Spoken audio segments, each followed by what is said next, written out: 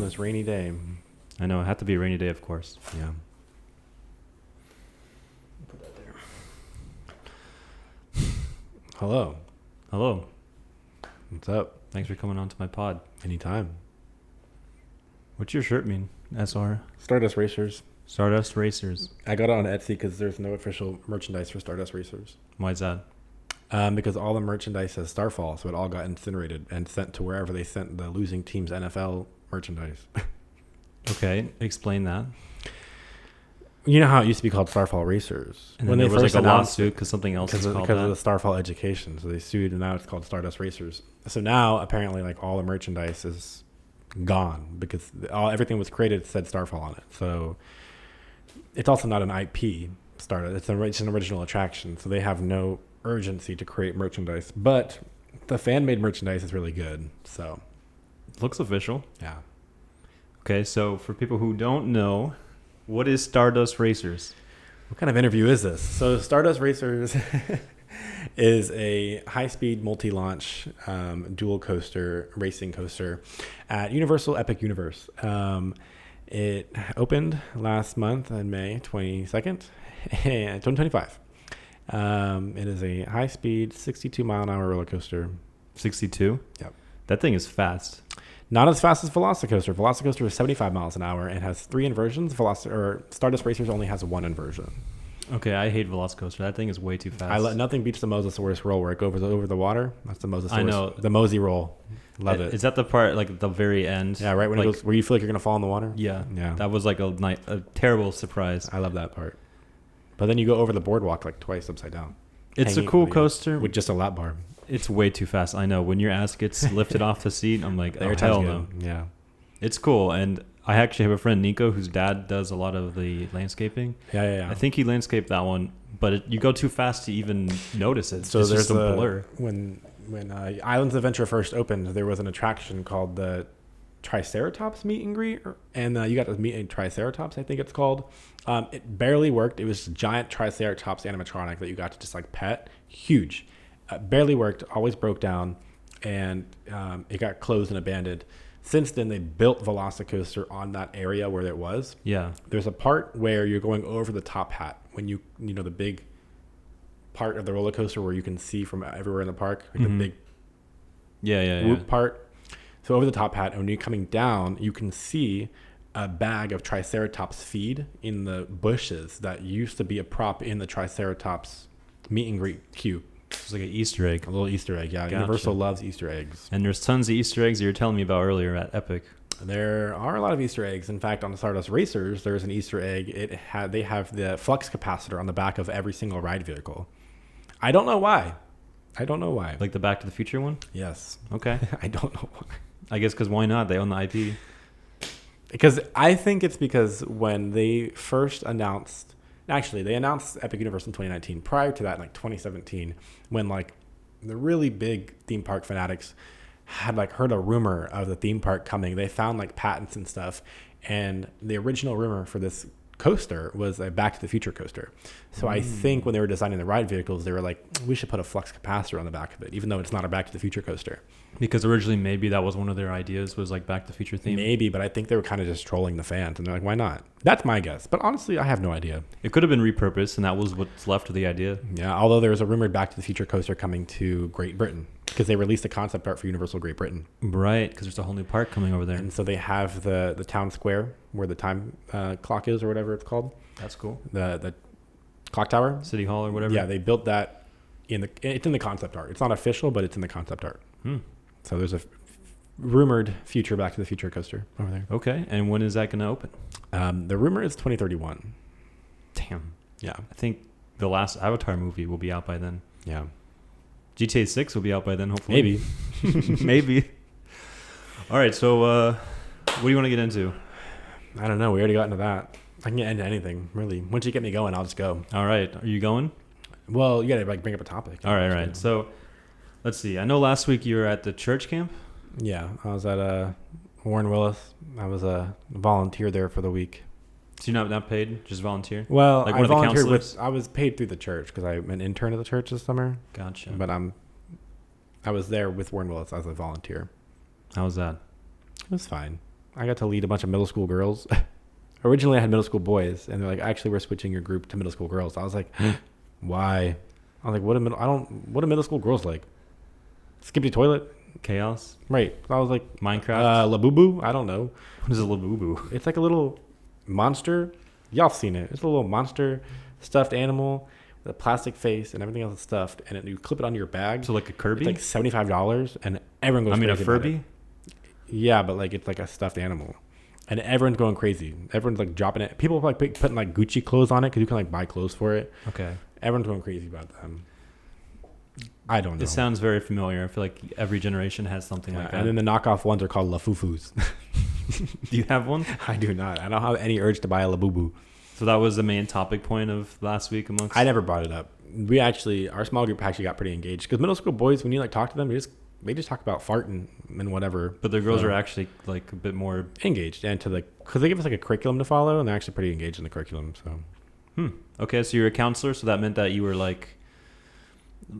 leading activities and so I was there's counselors already there all summer. I was just a volunteer for the week, and so we just lead the small groups. We can go to the activities and stuff, but to be honest, when I wasn't leading a small group, I was going back to my room and sleeping. So I honestly just slept a lot last week, which is pretty good. So you weren't even like working? I mean, I was leading the small groups when I needed to. Yeah, okay. Yeah. But you used to go there as like as a kid. I went as a camper, yeah. It was fun as a camper. Pre-COVID, everything was fun there. I got into some mischief. I was a pretty bad camper. Well, you and Peyton as kids, that's a whole other story. Me when I was at camp, I was not Sam. I was Samuel. I was Samuel? I was not. Peyton and Satan? Yeah, I was not. You used to go there I got into trouble at camp. Really? Yeah. You want to expose all the bad things? One time in 2019, I intentionally went there trying to be bad. I packed a megaphone, baby powder, and balloons. I remember the megaphone era. That was so annoying. Yeah, I got like a $3 megaphone at like Goodwill. In fact, I had it for the longest time. I brought it to my high school football game, and then it got destroyed in the rain. Was it worth it? No, because some kids took it, and then they were like, which is fine, but then they were like yelling in it, and then they like left it somewhere. I mean, what do you expect, Yeah, whatever. But it's a fun gimmick. Yeah. So it lasted one summer. This was like 2021 when it broke. That was 2019 when I used it. So 2. Damn. Okay. Yeah, but it was a cheap little megaphone. It's like whatever. But so how many summers did you go there as an actual camper? I think the first year you started in 6th grade, 2016 or 20. You can go there in elementary school, but I think it was the year after we went to Belgium, so 2017. So you were like going into high school. Maybe it was the year we went to Belgium. No, it was a year after because yeah. Summer 7th. So you were in 2017. 8th grade. 2017. I was going into 7th grade, and then so I had 2 years in middle school camp, and then I had 3 years in high school camp. Because the last time you can go is like senior year, like after you can senior? go after you graduate. I was adult volunteer by then. I didn't want to go because I was already interning with the church, but I went my freshman and sophomore year. The sophomore year is when I got into trouble at camp. And then the year after was COVID, so there was no camp. And then my going into my senior year was 2021. Yeah. That was my last year at camp. Yeah. Was it your first time counseling? No, this is my 4th year. This is my 4th year being an adult volunteer. But Peyton didn't go? She visited for one night. One night? I got her. I had to drag her. I had to like literally drag her. Why didn't you want to go? I don't know. I think she never had good memories at camp, but really, why? I don't know. She never had. I don't know if she ever made friends at camp or something. I don't really. know. I thought she's Mrs. Popular. She was. I'm like, I don't know why you didn't like it because everyone knew who you were. We were always smiling and laughing with all these different counselors and people. I don't know why she didn't like it. Maybe she's too cool for it. Yeah, she is. I'm glad you had a good time. Yeah, but now it's over. It was only that 1 week. Yeah. Okay. Yeah. So your day-to-day job, obviously, you work at Epic Universe. Yep. And you've been working there since before they opened up the park. Yeah, I started working at Epic Universe my interview to go there was in November of 2023. And then boots on the ground the first week of December in 2023. So wow, that's crazy. That feels like it was. And it's kind of sickening because I miss it a lot.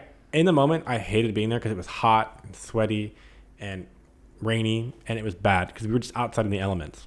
But now I miss it because it was just so stupid. We got to just like mess around and like leave on like go to like Chick-fil-A on our lunch. Like it was so stupid. Like, but I miss it so much because like sometimes I'll like look at like I'll stand up on our platform at Stardust Racers and like because it overlooks the park, and I'll stand up and overlook everything, and I'll literally just be like, I remember when there was dirt everywhere.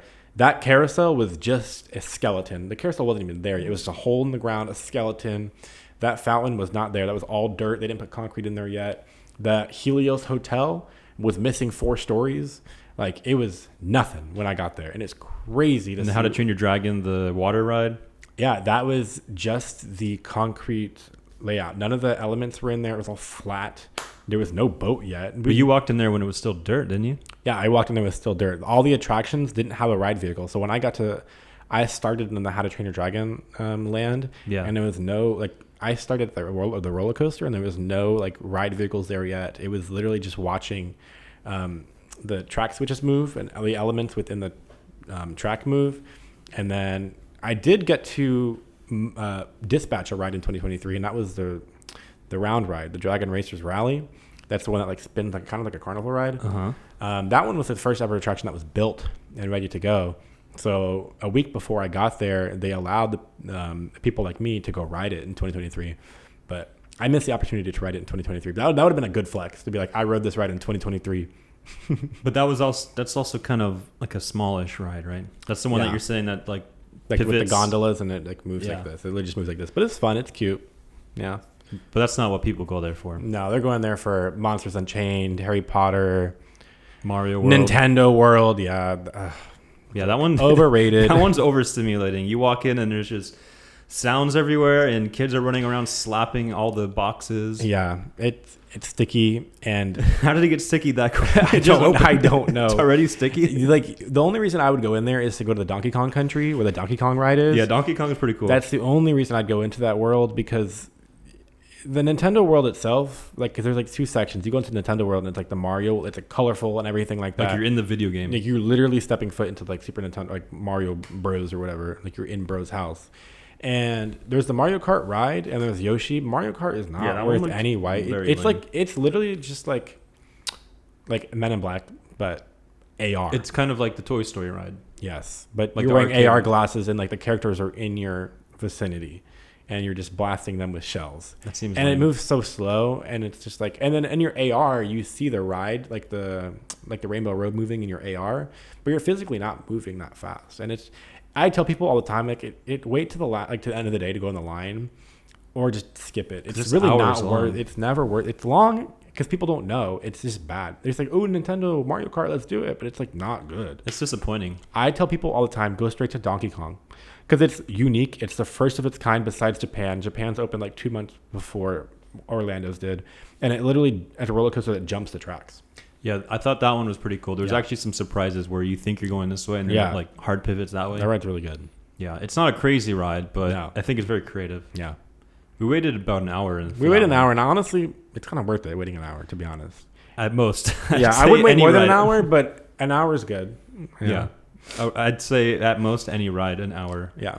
Maybe 2 hours if it's like. Did you ride Monsters Unchained? Yeah. Okay, good. I'm glad you got to experience that. Yeah, thankfully, and this might be kind of a brag, but I went twice before they even opened to Epic. The first time it was you, me, Sam, Valentina, and the second time it was the same but with Mom and Scott. Yeah. The first time we went, it wasn't as busy. Yeah, the park wasn't that busy and everything was working. The second time we went, everything the first time we went, we tried to do everything. I just don't think we had time. We did everything we wanted to do. Oh, okay. I took on everything? Yeah. Okay. The only thing we didn't do the first time, was the Monsters Coaster and the carousel? And the Harry Potter. Oh, yeah. That wasn't open yet when you did it. Right. Yeah.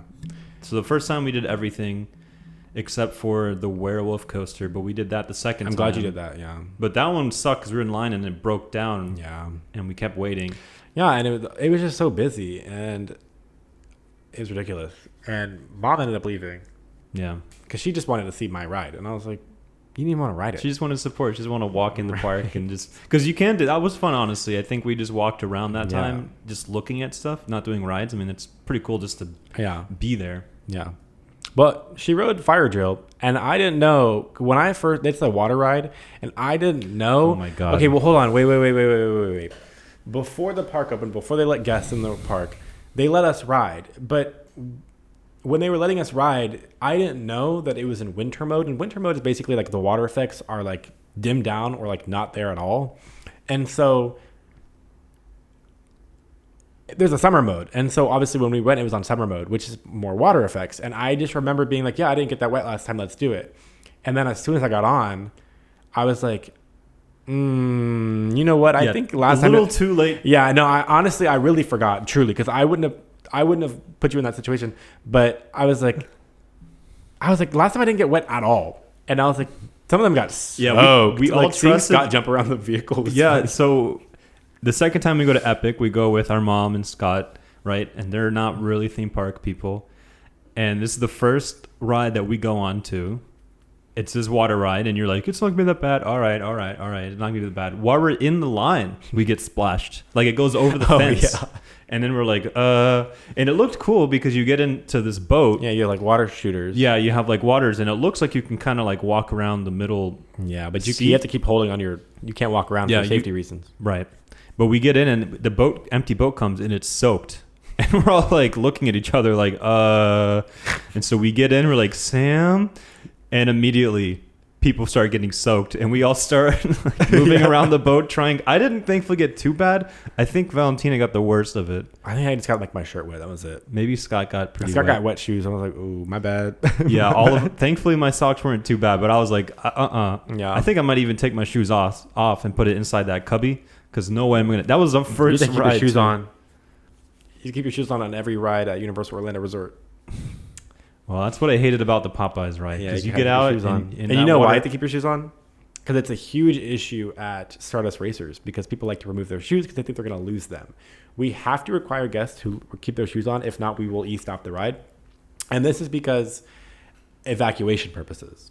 If you evac on the ride, the grounds we take you on and the surfaces that you're going to walk on are like catwalks or back of house areas that we can't guarantee are safe to walk on with bare feet. So they're going to sue. And so you have to wear shoes on, because some of the catwalks when we're evacuating you off the trains, especially at Popeyes, they're grates basically. It's probably hot too in the summer. And exactly, and it's hot. And so like, it's honestly for your safety, but people don't realize that. So yeah, I never really thought about that. That's why you don't really think about planning for evacuation. Otherwise, you wouldn't really want to go on the ride. And that's the reason we do a lot of things, is because of evacs. So what are some other things that people don't really know about? Some secrets. Can't really give. Well, you signed an NDA, right? But now that the park's open, I mean, I can say things that are obvious. I don't really know though. I'll come back to that question. Okay.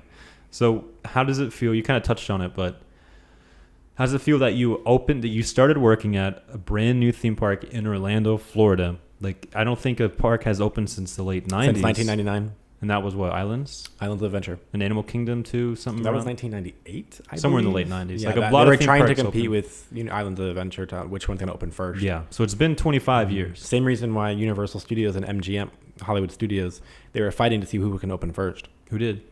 MGM. That's why it was so bad when it opened.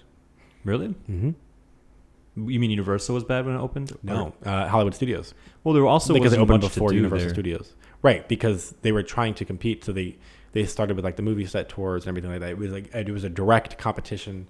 I see. To Universal Studios. That makes a lot of sense. Yeah. Yeah. It's a great movie ride. R.I.P. Yep. So yeah, you started working at this brand new theme park, which is a pretty historical moment. I'm pretty proud, honestly, to say that when it came out, everyone was talking about it. All my coworkers, friends. It's really surreal because in high school I was watching these videos. Yeah, you used to send these YouTube videos. Right, and it was this YouTube channel called Theme Park Stop. Shout out Alicia Stella. She had made these YouTube videos, and I started watching them in like 2020, 2021, and it was like, here's what's coming to the rumored Universal Epic Universe, and it's like, How to Train Your Dragon, this monster boat ride, like all this kind of stuff, like these rumored things, right? It's pretty accurate then.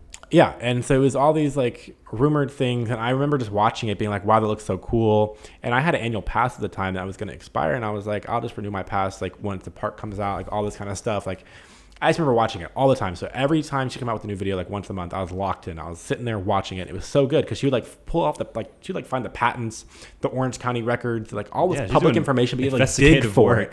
Right, you had to like literally dig for it.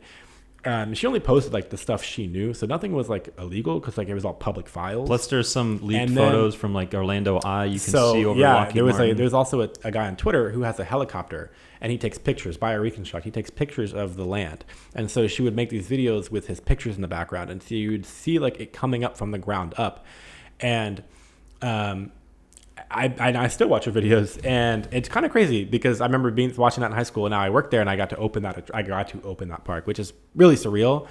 And now I follow Alicia Stella on Twitter and everything like that, and so I know what she looks like.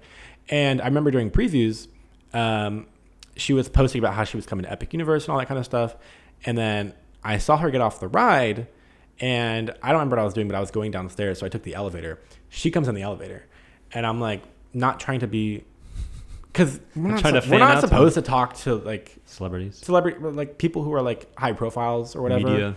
And also like it's a bad look. Like it's also like not like I'm not gonna say like, oh my god, I love you so much. Like, but also fuck it. Right. So I was like, she got off the elevator. We both are walking towards the exit, and I stopped you. I'm like, hey, like, I was like, hey, like, real quick, like, I just think it's really cool. I used to watch your videos in high school. Now I work here. And like super quick, and she was like, "Oh, I love that so much." And then she walked away. But I was like, I had to tell her. Like, I'm like, that's cool closure. Yeah, I was like, I used to watch your videos a long time ago, and I work here. That's pretty cool. Yeah, so I was like, I had to tell her. So yeah. How do you think your high school self would feel knowing that in a couple of years? You know what's crazy is that I never pictured myself working in the theme park or hospitality industry, and now I'm like, I really like working in this industry. I think, and I couldn't imagine that in a million years. I literally applied to Universal because I wanted to wiggle my way into like the media industry. I was like, I'll just work as an attractions attendant, and in 3 months I'll apply for something else. Look at me now. So yeah, didn't think I was gonna fall in love with this. Fall in love is crazy. Like it as much as I do, but you've fallen in love. Well, some parts of it. You're literally wearing like not just official, but custom made off Etsy. Yeah, some parts of it I like, but. Well, of course, any job's gonna have its ughs, but yeah, it's really cool. So you started working before you did Epic. You worked at the main Universal Park. I worked at Universal Studios Florida. I walked into my interview. It was an in-person interview, and I was really nervous because I was like, this is like a big job. Because before I worked at a restaurant, which was McDonald's, and so I was like, this is like a big interview. Like, I don't even know, like, this is a big company. So I'm like, it was really intimidating. But I walk in there and there's like a big statue of like Woody Woodpecker. I'm like, okay, whatever. And Woody then, Woodpecker of all characters. And so the person who comes out and interviews me is like super friendly and super like colorful. I'm like, well, this is gonna be easy. And so he's like interviewing me. I'm like literally just telling a story about like a situation that happened at McDonald's with like some hamburger, I don't know. And how some lady was upset. And so like how you handled the situation. Yeah, exactly. How I handled the situation. And I was like, wow, I really enjoyed the story. Like, I'm going to move forward with this. I was like, okay. He's like, where do you want to go? I was like, what's open? He was like, well, anything in Universal Studios is open. I said, is Mummy open? He's like, and this is right when Mummy they're doing their team member previews because they were down for refurbishment. And so they had just opened up for previews. And he's like, yeah, Mummy just opened up if you want to go. I was like, is Mummy open? He's like, yeah, Mummy just opened up. I was like, send me to Mummy. And so, yeah. And so I got to reopen Mummy, which is cool. Reopen. Like, they were doing team member previews like a week before I got there. So I still say I reopened Mummy, but because it was still chaos. When I got there, it was real chaos. We evac 10 times a day. We were never really open. Some horror stories. Yeah, it was crazy when I first got there. So I'm taking that credit for reopening Mummy. So you kind of opened a few things. Yeah, and then I did Halloween Horror Nights as an attendant shortly after that. And then I did Grinchmas directly after Horror Nights. Right, you did Grinchmas. And then I hated Grinchmas so much. I was so there busy. No, well, because I was so used to Halloween Horror Nights being really busy and lots of chaos. Yeah. And so I was like, okay, another event. Because I didn't really want to go back to Mummy just because I was bored of it. And I wanted something new, something different. And so I went to Grinchmas. I went from Halloween Horror Nights to Mummy for a week and then Grinchmas. Because when I was at Halloween Horror Nights, the application for Grinchmas was open. So I put in for it. And then when I got back to Mummy for the week, they're like, oh, you got Grinchmas. And so I immediately went back to Grinchmas. Like, I started Grinchmas. And that means that you're not at Mummy during that time. During that season, yeah, for the season. So, for you don't know for you guys who don't know what Grinchmas is, it's literally just like a show and a meet and greet. I don't think I've ever with done the it. Grinch. Yeah, and the show's really good, but we're literally just ushering people to their seats and like doing crowd control. It's really just crowd control, and also like doing the queue for the meet and greet for the Grinch, which is huge. Yeah, people wait like what? How it's many like hours? 350 minutes, and people are literally sleeping in the queue to meet the Grinch. That's it's crazy. And the line will be like 10 people deep, and it'll be 300 minutes because the interactions last so long. True. Well, And you better for that amount of time you're waiting. Right. And, you know, people will throw anything at you. I have brain cancer. Can I skip the line? No. Go to guest services and get an accommodation. And there's this thing where you can get an accommodation pass if you have whatever kind of disability, but you have to have a conversation with guest services. They change it to where you have to have a conversation with a third-party company now, and that company will relay that information, whether or not you're eligible or not, for the accommodation to Universal. Like it takes a lot of time. And it's not so worth it's like it. a whole thing to like feed out the people who are faking it, because people did fake it. And then there's some instances where people did really need it. But I was like, you got to go get services to get that accommodation because your brain cancer is not going to cut it. Sorry. The Grinch don't care. Right. So there was one day I was at Grinchmas and I was really, really bored. And I was like, I don't want to be here. And me and some other people were talking about like jobs that are open on the internal application page. And we're talking about like something for like Mardi Gras. And I was like, perfect, another event I'll just go to. I'll just keep hopping to events. And that night I went on there trying to find the Mardi Gras like thing, and I saw an application that opened up for Epic commissioning. And I was like, that's random, because in August before, this was like November or whatever, the 2 months prior in August, or 3 months prior in August, they did the first poll for Epic. So they pulled like 20 people to go to Epic. I did apply for that, but I didn't get chosen because I was going to HHN. And this was 2023? 3, yeah. And so no one really heard anything else about Epic after that. It kind of quieted down. And they didn't make any huge announcements about Epic being open on the application anymore. And so when I saw it on the website that night after Grinchmas, I was like, I'm going to apply just for fun. Like, why not? And then a week later, they're like, yeah, we want to schedule an interview with you. I was like, okay, here we go. And then so I interviewed for it, and I felt really confident walking out of it. And they were like, yeah, if we pull you, it's going to be after Grinchmas. So I'm like, okay. So the beginning of 2024. Yeah, they're like, it's going to be after Grinchmas. Like, we'll let you know. I was like, okay. I was like, they were like, you're going to hear back in like next week maybe. And the interview was like Thursday or Friday. So I was like, okay. But I know they have like a quick turnaround. So I was like, if anything, I'm going to hear back on Monday or Tuesday. Mm-hmm. And so it was Monday, and I was working at Grinchmas this day. And I remember being at the meet and greet for the Grinch. I was standing with the line, and I get a call on my watch, and it was a 407 number, and it said Orlando. And I was like, that's the phone call. Because if you get a no, they're going to email you, just sorry, we picked someone else. If you get a phone call, obviously it's a yes. Like, this is back when it was a big deal to get Epic, because you really had to meet these standards, because it was 2 or 3 different interviews I had to go through to like get there. I had to interview like you passed through each one? Yeah, I had to like go from interview to interview to interview to actually get this position. So they would call you and be like, we need this information from you. Like, you got this, da-da-da-da. And so I got a phone call, and I was like, holy shit. We were overstaffed this one day, and the manager came around and said, we can like send people home early if they want. And they asked me if I wanted to go home early. And this was like right before I got the phone call. I was like, no, I'll just stay. And then I got the phone call, and I was like, I want to go home early. And so I left, checked my voicemail. It was like, hi, I'm so-and-so from Universal Orlando. Like, I just want to talk to you about a recent application or interview you had. And I was like, okay. So I called her back immediately, and she answered, and she was like, yeah, congratulations. I want to let you know that you got this position. I was like, no way.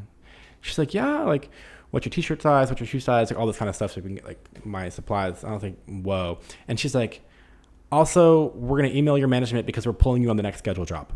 This was in 2 weeks. I was like, okay. Because they told me it was going to be after Grinchmas. And thank God, because I left Grinchmas early. I was like, bye Grinchmas, because I just didn't want to be there. So it was fun. It was a fun time.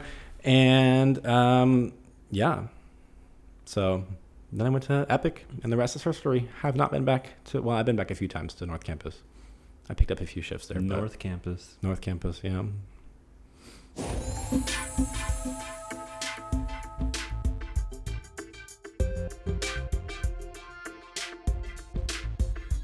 I realized I don't think I even introduced you. I don't think you even said your name. Yeah, there was no introduction at all, actually. Well, I wonder if it's obvious, but This is my little bro, Hello. Sam Highland. My name is Sam. Sam I am.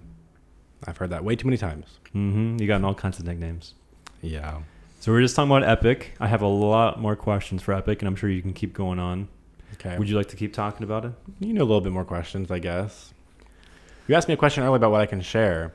I will say, people always ask me, is this safe? Like, it just opened. I was like, No. we spent those 2 years I was at Epic, year and a half I was at Epic, we spent those times testing the shit out of this ride. We put water dummies on it. We cycled it so many times. There was a day where we just had to sit on the side of the vehicle with the lap bar and just push it down like this, up and down, up and down, up and down, up and down. And you were the test dummy to do that?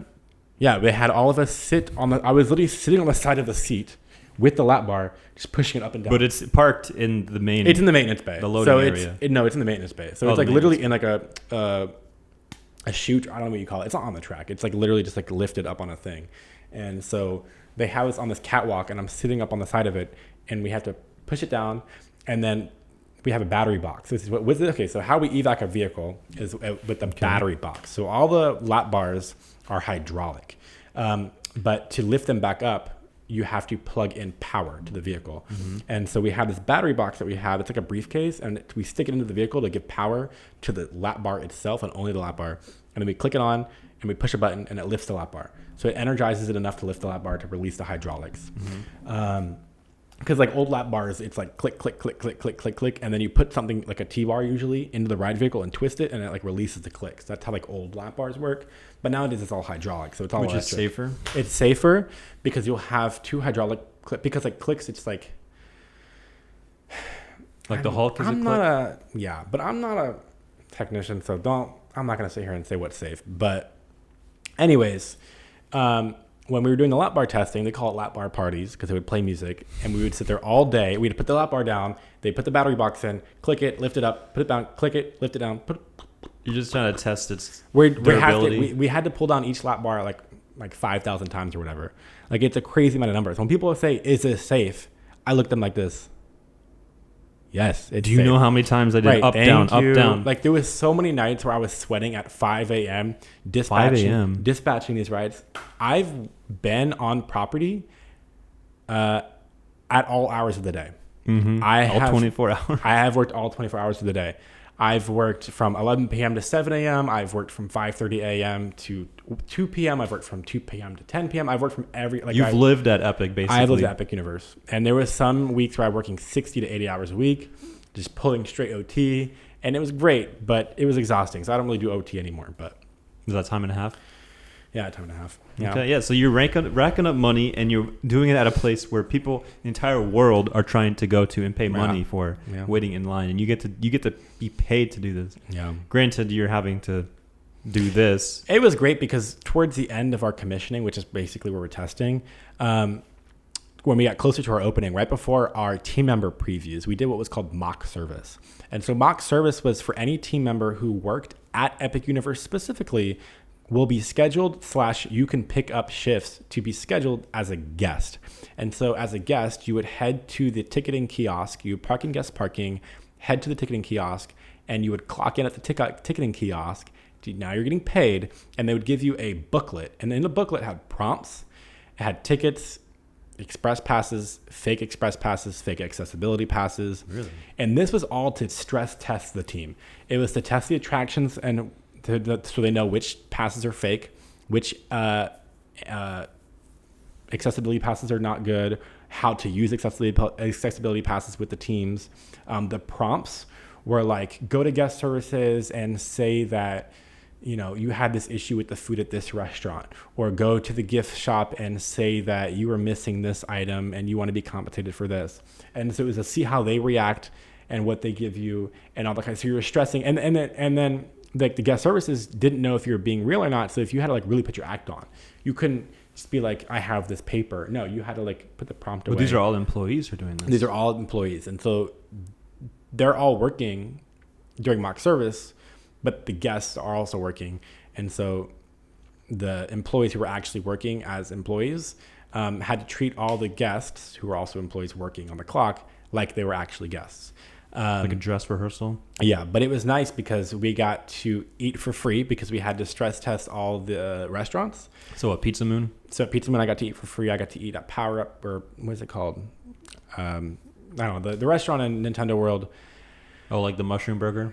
Yeah, Power Up. I don't know what it's called. They put like a little Mario. Yeah, they had a little Mario, little mushroom garlic knots. They were really, really good. Oh, we didn't eat those. Yeah, we didn't. It's honestly it's like whatever. There's better restaurants. The garlic steaks were good. The garlic steak from the Do you want to get into universe. the food? Because the food honestly is pretty good. We can get into the food. I've got to eat at almost every restaurant in Epic Universe. Almost. Yes, there's 2 restaurants that weren't open during mock service / previews, which is like the Blue Dragon and Atlantic. Blue Dragon is like an Asian fusion, Pan-Asian restaurant.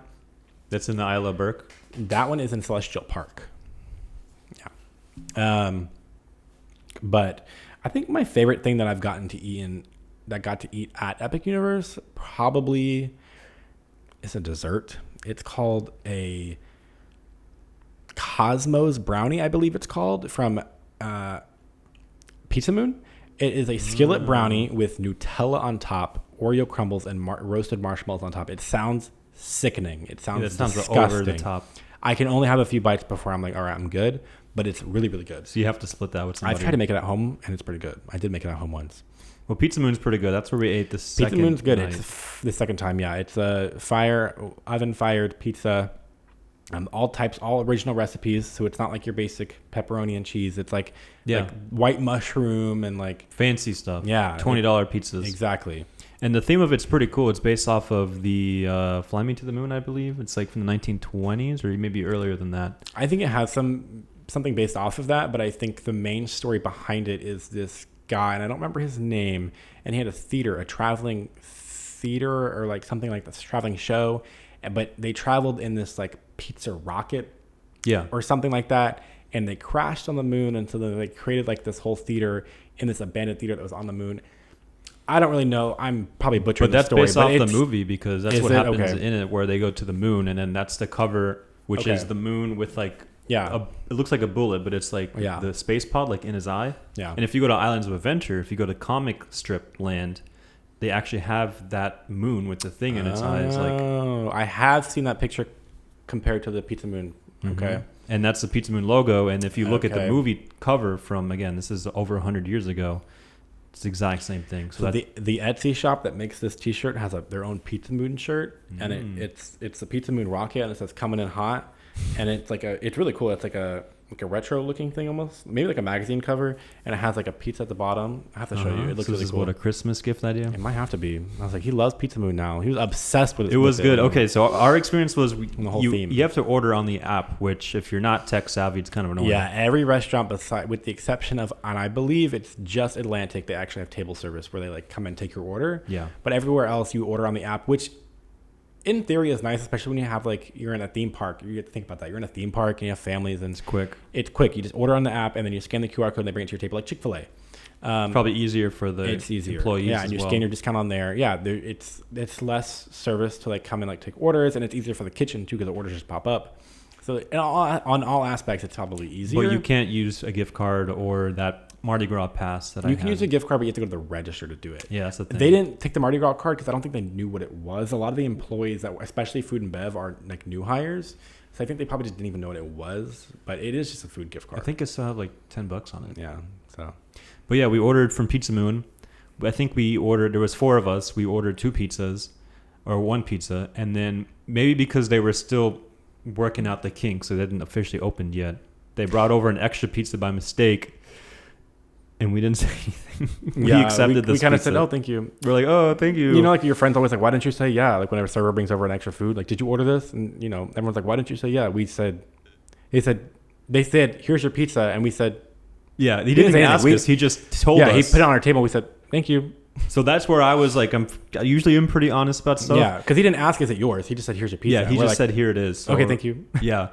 Unfortunately, it wasn't like one of the ones we wanted, but at least it was, hey, it was like a pepperoni or something. But the thing is, you can't take it to go. They don't have like... Now they do, and the to-go boxes look really cute. I think it was honestly good that they didn't have it, so you're not carrying around pizza or food, and also you don't have all like the extra trash. It wouldn't fit in a locker. A locker? It wouldn't fit in a locker. Oh, for the like ride. when you go on the roller coaster and Yeah. stuff. Yeah. But we ended up eating most of it because we were pretty hungry. Yeah. Yeah, Pizza Moon's good. We also ate at Harry Potter World. Yeah, with We the had cafe. Yeah. With you had the butterbeer crepe. Which was very delicious, but at a certain point, it's too much. Sweet, yeah. Especially when you're eating it by yourself, because the crap, and then within it, you have the butterbeer cream. Yeah. And at a certain point, it was too much. And you had a sandwich. I had the apple turkey sandwich, I think, and it was pretty good. It was like a baguette, and it was fine. Yeah, it was fine. Yeah. And then we ate at DeLacy's. No. the Isle of Burke restaurant. That's my favorite Yes, the one. meat hall. Yeah, that one, honestly, the food's really good. We had that twice. It's so we wanted all to go like back. whole grains, Yeah. healthy food. Yeah, everything there is like all the food at Epic Universe isn't like shitty theme park food. It's like you can't get chicken tenders anywhere in Epic Universe. Really? No. Not one spot? Not in guest. Wow. Not that I know. Maybe there's like a kids meal, but All right, Scooby Toilet Kid. yeah, maybe kids meals can get that, but I don't think it's on any menu that I know of. Yeah, most of the Universal food is hamburgers. At the other and- campuses, yeah. But they are changing the restaurants. They have slowly started to change the restaurants at North Campus, but at least at Epic, everything there is like pretty complex and honestly like very thought through. Like everything there does it's not like bad. Like especially in Meat Hall, they had like fish sandwiches and they had like grains.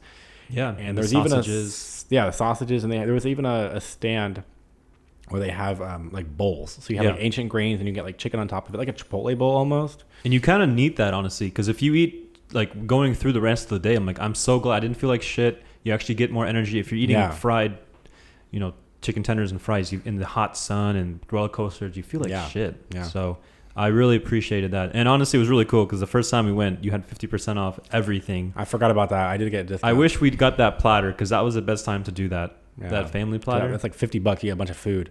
But yeah, you got us in for free, obviously. Mm-hmm. So after our first time there, I think I paid maybe $25. Yeah. And that included we ate maybe 2 or 3 meals, including the snacks, like with the garlic sticks. Yeah.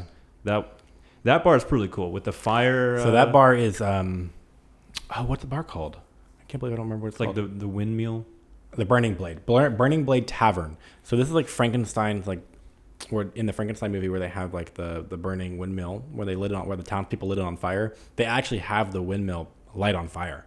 Kind of like the dragon. Yeah, Harry Potter. yeah, exactly like that. It's like timed, and then so you can go underneath it, and there's like a little tavern, Burning Blade, and this is where the monster hunters hide out. So Really the whole area, the whole Dark Universe land is like monsters everywhere, but the Burning Blade Tavern is where the monster hunters hide out. Because the monsters take over the town, but this is like where the monster hunters are. So there's like beheaded like monsters plaqued up on the wall behind like the bar, and like garlic hanging everywhere. And they even have monster hunter characters walking around and like talking to you. Yeah, it's very, very immersive. And they have really cool drinks that are themed to the characters and themed to like the land. And they have food there. And there's this thing called a garlic steak, and it's literally a pretzel that is shaped like a steak, like a heart through a steak through the heart, and it's garlicky, buttery, really bad for you, but it's so good. It was very tasty. Yeah. That was a nice surprise when you got that for us. Yeah. And then next door, there's a donut shop. So there's DeLacy's Tavern, and this is like a little shack where they have donut bites. They was supposed to have cinnamon bread from Dollywood, but they did not have cinnamon bread. They now have, it was rumored to be cinnamon bread, but maybe it was never supposed to be. But they have like these little cinnamon bites, and they're really, really good. They're full of cinnamon sugar and then a really good icing on top of it. Probably like a... and they have like a pretzel there too, but the other pretzel's better. what's that? Like a cream cheese icing. Concentrated milk. I mean... yeah, like a condensed milk. Yeah, condensed milk. It's really good. And then there's also... We didn't go there, but the steak... The steakhouse, the Das Steakhouse. So I ate there, funny enough, before mock service. Before they did like the free mock service thing. This was like January maybe. That land was done, and same this with, year. Yes, same with Dragons. That land was mostly done. So like the gift shops opened up in January to the team members. Hey, like whenever you're off or like whenever a break, you can come over and just buy some merchandise, just to us. And then also they did the same thing with the restaurants. And so Das Steakhouse is one of the first ones that opened up. And so you were able to go to Das Steakhouse for like 80% off. Holy. And I paid like $5, maybe less than that, maybe like $3.50. Like a fat for steak? a platter. It was like a platter. It was a big plate. I didn't get a steak because I'm not a huge fan of steak, but I had the Das Steakhouse burger. It was called like the bloody burger or something like that. And so it was a fat burger. The bun was black. and so my poop was green for like 2 days. But disclosure. Yeah, that was really good. So I ate there a lot after work with my friends, and then I went there again when I took Crystal to Epic Universe. We ate at Doss Steakhouse, and I got the bird on a steak. That one's really good. It's chicken skewers. It was really juicy, and I forgot what I got it with, but it's really good. But do you think that the theme of it being very gory and horror takes away your appetite? So when you walk inside, it's like you're walking into a cave. So there's rockwork everywhere, and it's almost like you're entering Dracula's like lair or something like that. And all the seats are very like royal, like, you know, you can picture like a big castle chair or something like that. All the seats are like that. And like it's very dark inside. There's like lights illuminating everywhere. There's a big monster like Dracula's like hanging from the ceiling or off the wall or whatever. And it's very ominous. I can't say the word. You know, ominous. It's very ominous. And there's like background music playing, and the servers are very cold. There's like an SNL skit with what's his name, Bowen Yang, or he does like a mock of it, and it's very funny. So I wouldn't say that it takes away. I think it immerses you even more because the menu is like they have like bits and pieces, which is like a meatball, maybe, I don't really know. And there's like a Susie's meat in parentheses loaf, and so it's like you're eating Susie and then or whatever, something like that, some variation of that. So it's very like themed, very good. Some so people like, eat that up, right?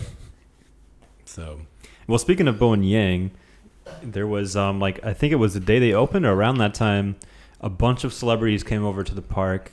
You were there. My friend Fern was there on a video shoot, and he got to see the creator of Mario, and he also got to see the CEO of of Universal Parks, Mark Woodbury. He's the head runner. He's the CEO of Universal Destinations and Experiences. The picture you sent me, that was Mark Woodbury. He's the Destinations and Experiences, so all the parks and experiences in the world. Yeah, that's pretty cool. Yeah, and you got to see Bowen Yang. You said you were the one that actually put the lap bar on him. So not the lap bar.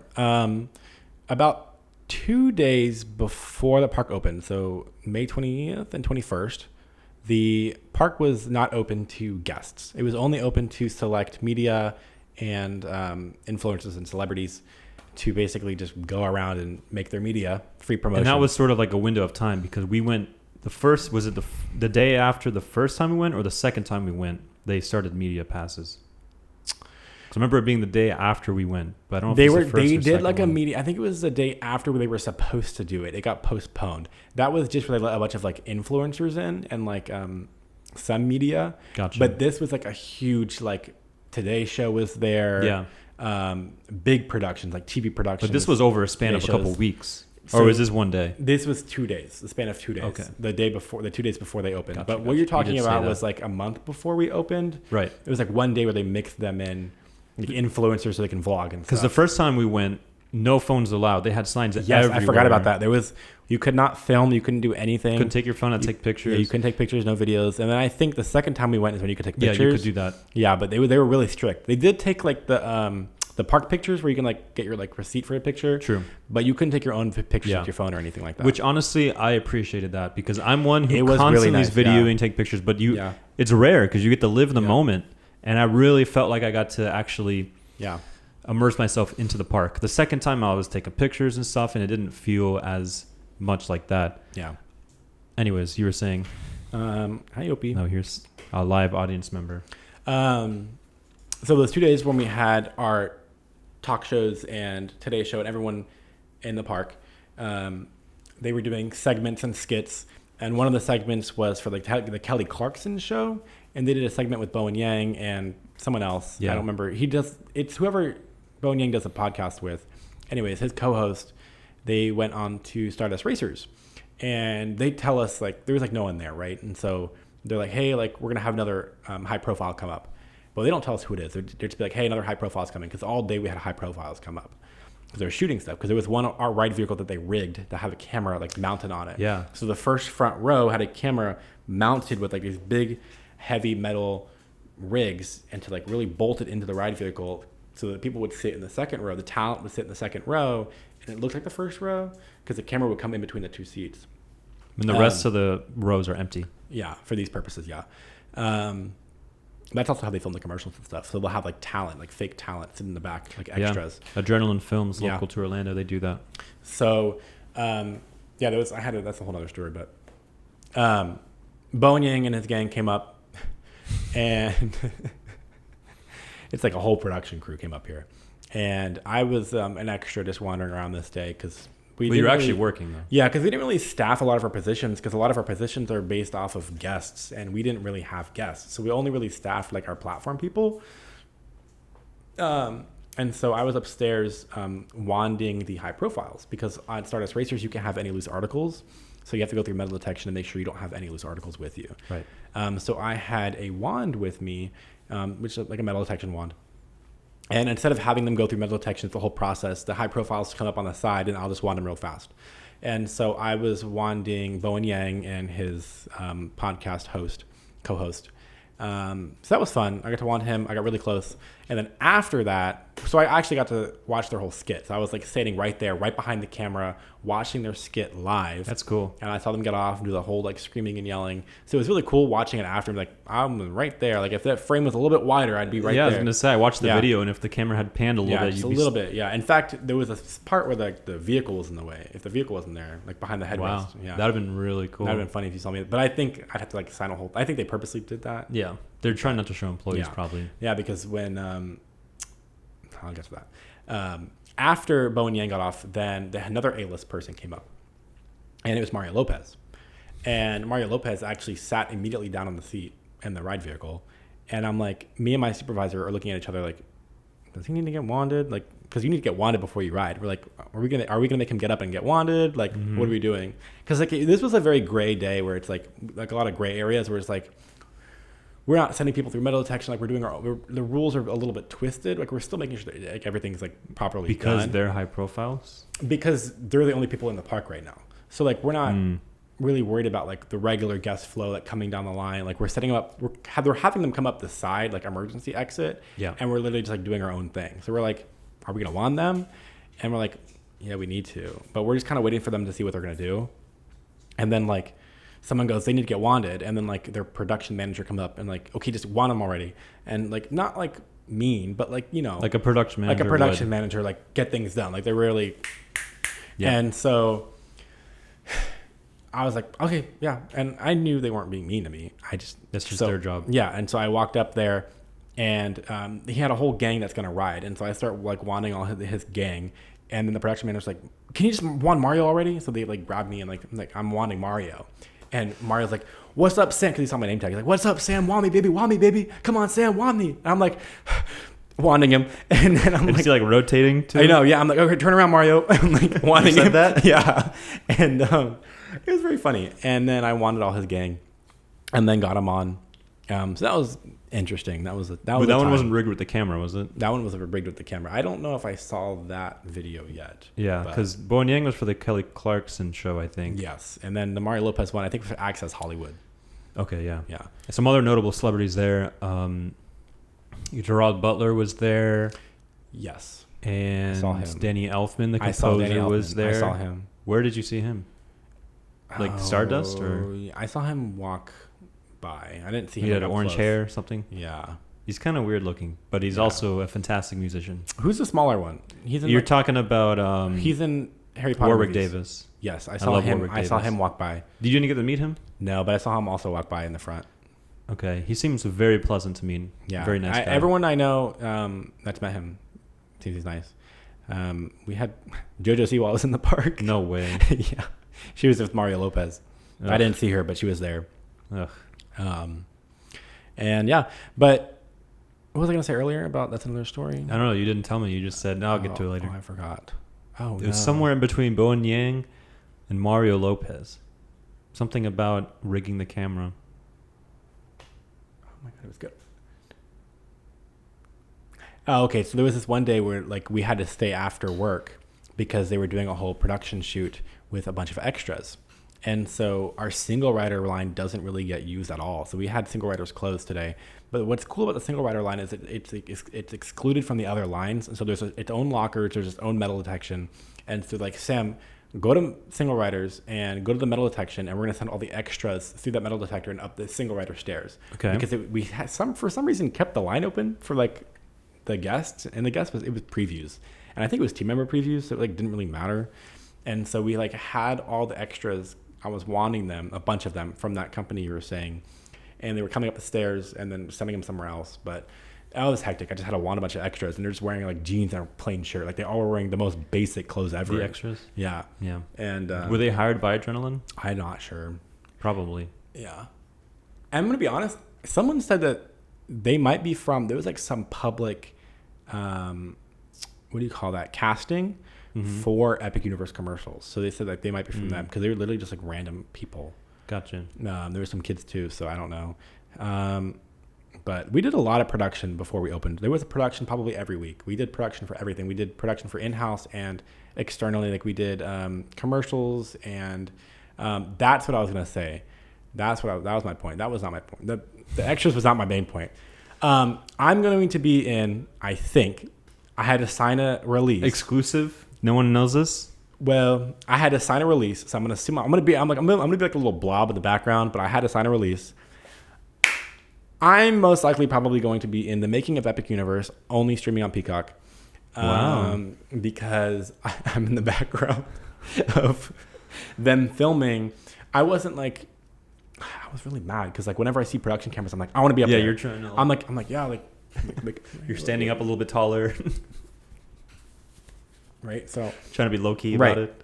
Fixing my hair and stuff, and my shirt, and I was for some reason also like roaming this day. Like I was an extra, just walking around, and they're like, "Oh yeah, they're filming upstairs." I'm like, "Okay, I'm running up there," and so I'm just like holding onto the gate at the unload, making it look like I'm doing something, while everyone else is like actually like clearing and doing stuff, and they're like getting shots of them like pushing buttons, and I'm just like, I'm like clapping for the guests. I'm like trying to look like I'm doing something. And then finally, like the production assistant is like, "Here, sign these," and I was like, "Perfect." Okay. So they can actually not blur my face.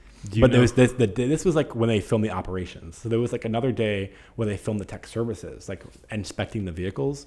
As part of like the making getting of B-roll of you guys. They're like getting B-roll of like, the tech services doing stuff, and I'm like again in the background like. But you weren't the one on camera, like it wasn't your hands. No, because were those actors or were those actual? They employees? were actual team members, yes. Okay. But there's no footage of me actually doing anything physical with the work because I wasn't in the right place at the right time. Gotcha. But I ran up there when I found out they were doing filming, and I was like, I want to be in it. So I'm probably in the background, but I'm not like actually doing anything. Did you witness them do the? Oh yeah, fully. I watched them like the big boom mic and everything, and I watched them with cameras and like behind my coworkers with cameras and like filming them and all that kind of stuff. Interesting. So how did that work? Obviously, your coworkers aren't actors, so they're probably not familiar. But how did it work with them directing? Because when you do B-roll, you're probably okay with an actor. Okay, now do your thing. Okay, let's get another take. What was that like? There was some days where we would do it where we would stop operating for like an hour or whatever, and it was during preview, so we were able to do whatever. Like we just stopped operating. We just closed the line. Like it's whatever for the guests, which were really just team members. And they'd be like, all right, so we might have to ask you to like open the gates 5 times or whatever. So like we would have the team members open the gates, and then the talent would walk in, and they would just like film them putting the lap bar down, and they would cut and be like, all right, let's do it again. So we had to lift the lap bars up. We have a button on our console. Lucky for them, they've done it 5,000 times. So. Right, so we lift the lap bar up, and they get off, and we shut the gates, and we open the gates again, like it's a whole new thing.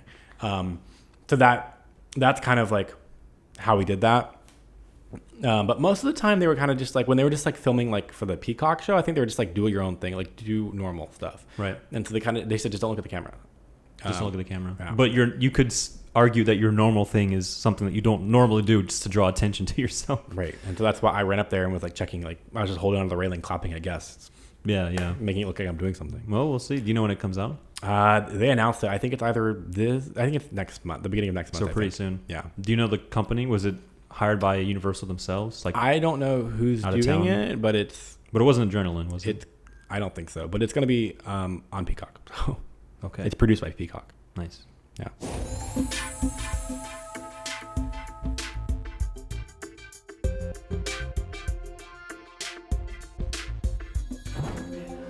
Your Pooh Bear Lego is cool. Really? Thank you.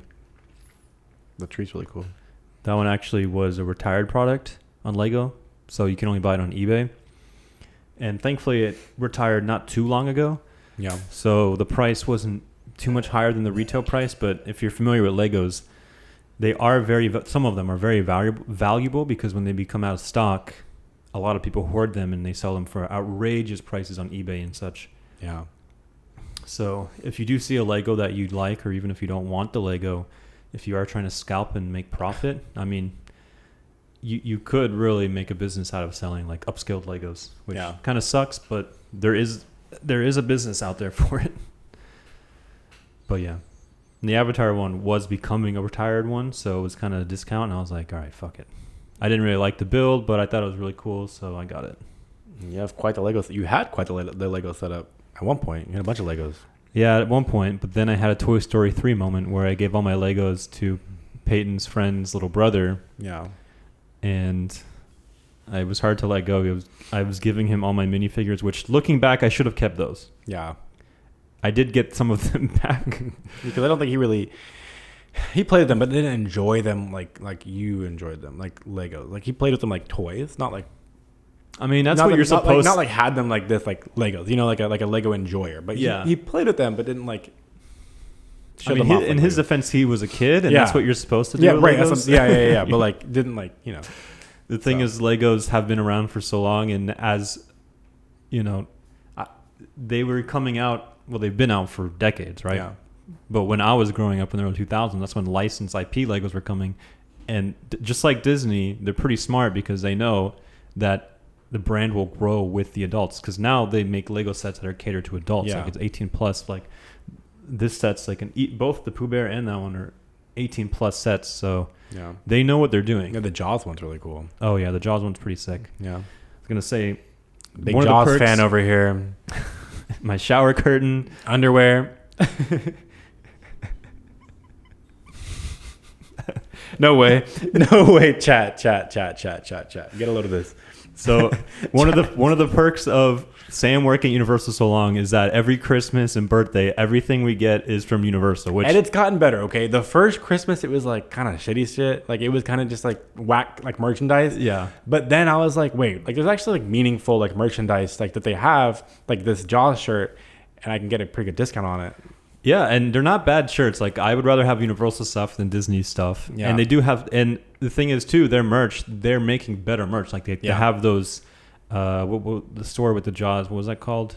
They have like an antique store where they like have a legacy shirt, like a legacy store. So it's like a bunch of like old, like E.T., Jaws, and the merch is pretty. Like this is a Spirit jersey. So like, I saw this and I was like, I want that for Christmas. So he got me this shirt, this Jaws shirt. I guess I'll show the camera. Yeah, and then there was this one day we went to Halloween Horror Nights. Oh yeah, and he acquired some Jaws underwear. Well, you want to build up to that story, huh? It's like October, so it was, it rains still. Unfortunately, I feel like every time we go to Halloween Horror Nights, it rains. I know. Every time I go, it doesn't rain. Well, the last time we went, it was okay. Okay, but this was what, 2023? Yeah, this was because last year we went with Peyton, right? It was 23. So the year before that was just us. Yeah. So it was you and I, and it pours down rain, right? Like pours, and it sucks when you have to spend the rest of the day at a theme park and your socks are wet and everything. And I was miserable because you're in the line for these houses and it's cold and it's just not enjoyable. Thankfully, I don't think I paid a ticket, so I was like, it didn't really hurt as much. You did. I did. Okay, so I did. I got you a good discount on it. You got me a discount, but I still paid. It's like, all right, this sucks. Yeah. And I was like, I swear I will buy like an entire new wardrobe right now. And we go into one of the gift shops, and I'm looking around. I don't think I bought socks, but sure enough, I'm like, there's no way they sell underwear. Sure enough, they sell underwear. And I'm desperate, but I'm like, I don't want Back to the Future underwear or whatever. I think you were like seeking out, because you saw they had underwear. So I think you were seeking out Jaws. But then I went to the Jaws section. Yeah. And I guess that might be my favorite movie poster of all time. And sure enough, Jaws underwear. Chat, you seeing this? So yes, I have Jaws underwear. I have a Jaws shirt. I have a Jaws shower curtain. Jaws Lego. Yeah, you do. I bought the Jaws 4K Steelbook. I have, what else? I used to have a Jaws tank top. Yeah. I have the book. I still have to read it. 50th year. 50th anniversary this year. Yeah, they at Universal Studios Florida, they have a dedication for it. So they have the Amity Island boat tour. Remember the ride that used to be there? Yeah. So they have the ride vehicle there in San Francisco next to the shark, and they have a backdrop behind it, and they have the old skippers that used to be skippers. That's cool. They somehow found them. One of them I follow. They worked at Miami, so I followed them. And they posted that they have them literally wearing the old skipper uniform, walking around, acting like skippers in San Francisco, the San Francisco area at Universal Studios where the shark is, next to the original Shaz Alcatraz. The what? The original Bruce, like the actual mechanical shark. No, but the ride vehicle next to. Oh, okay. Just the bar, the Shaz Alcatraz bar. Gotcha. And so they have the skippers walking around and they have them reenacting like what they would say. And it's like they have the ride vehicle there. They're in the ride vehicle like talking That's interesting. like they were skippers, and they have a bunch of food themed to Amity Island and all that kind of stuff. So right now they're really heavy focused on the 50th anniversary. Yeah, they're going ham with it. Mm-hmm. I know there's a documentary out. I haven't seen it yet because I want to read the book and then watch the movie and then watch that. Yeah. And I was talking to Aunt Tish last Thanksgiving, and she was actually, because she's from Maine, where they shot it, over in Martha's Vineyard. Yeah. And they shot all around the area. She was there in the town when they were filming Jaws back in 1974. Wow. She said she even met some of the actors, Roy Schneider maybe, and the other actor who plays one of the biologists, Richard Dreyfuss. And she saw some of the crew. I don't think she saw Steve, and I asked her that, but I was like, I got to talk to her more about that. Yeah. But yes, That's obviously, cool. I love Jaws. Low-key was a good ride. I vaguely remember it. Vaguely. And then when I went to Hollywood, Universal Hollywood. They still have it? They have what's called the tram tour. So it takes you to all the sets. And one of the sets is you drive through the Amity. They have like a little lake that's like supposed to be like Amity Island. Yeah. And they have a Jaws animatronic in the water. And they literally have the tram go onto this like track type of thing. And it shakes kind of like the actual boat does, but you're in the tram. Yeah. And they have like the scuba diver in the water animatronic that comes down, and like the blood, like the water gets red, and then the shark comes up and like splashes you. So they have like That's cool. a portion of it, kind of, Yeah. in the tram tour. I will say Universal Japan still has the full-fledged I think I saw a YouTube tour. video of it. Yeah, Universal Japan still has it. I was going to say, if it was still around in Orlando, they would have to update it because... Yeah. But if you rides update don't it, last a long time. well, the Jurassic Park one's still there. Yeah, and you can see how. Yeah, that one, it smells. There's one animatronic that like barely works. I think the T-Rex is the only thing that works. Yeah, the what is it called? The Brontosaurus? Yeah, maybe it's its an neck Apatosaurus. is like. Yeah, that one's broken. And it moves like this. They completely took out like the Stegosaurus. Yeah, There's a complete dinosaur missing. The one that's on the Parasaurolophus. rock or whatever. Yeah. Yeah, that one like, it's back now. I think They just put potted plants there. Yeah, yeah. Last time. I was like, this thing's janky. And the one that comes out of the Hardosaurus or whatever, the one that's like in the water that comes out. Parasaurolophus? Yeah, that one doesn't come out anymore. It just bubbles up now. That ride needs some makeover. I know In Hollywood, it's they have the Jurassic World makeover retheme, and it's pretty good. All the animatronics are newer, and it's a screen though. So that's like the portion, Like the it's tunnel. like one portion, like it's one tunnel, and it's screens of the Mosasaurus coming through, which honestly, it's cool. But Because can you it's not imagine like, it's only that one part that's screen. if you did that Mosasaurus? Like imagine in the Orlando one where the sauropod is there, right? Kind of like the Jaws ride. Can you imagine if you had a huge Mosasaurus head, like animatronic, come out of the water instead That'd of be a crazy. screen? Yeah. I mean, I don't know.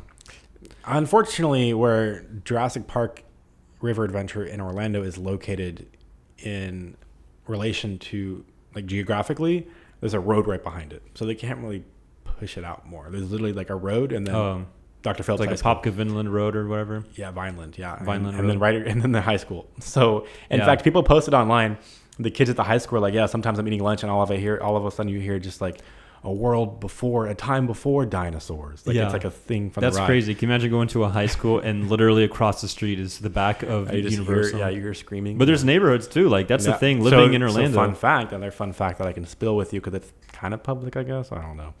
Because there's neighborhoods everywhere, Universal, there's noise restrictions. And so they can't have like loud noises after 12, I think. And so I could be wrong. Everything I'm saying is alleged. And so they can't have loud noises after 12. Otherwise, they have to pay a fine to the city or the county. I don't really know, allegedly. And so during Halloween Horror Nights, they're open until 2 a.m. Right. And they run Rip Ride Rocket until 2 a.m. Right. and there's loud screaming. But thankfully, that's kind of in the center of everything. So they still have to pay a noise fee, allegedly, from 12 to 2 a.m. Every day. every single night of HHN, but it's pennies to them because Halloween Horror Nights makes so much money. So allegedly. the city knows that they could just up that price. Maybe, but they're demolishing Hollywood Rip Ride Rocket. Right. And they're closing it right before Halloween Horror Nights starts. And I think that's because Of they this don't want year? to pay the, yeah.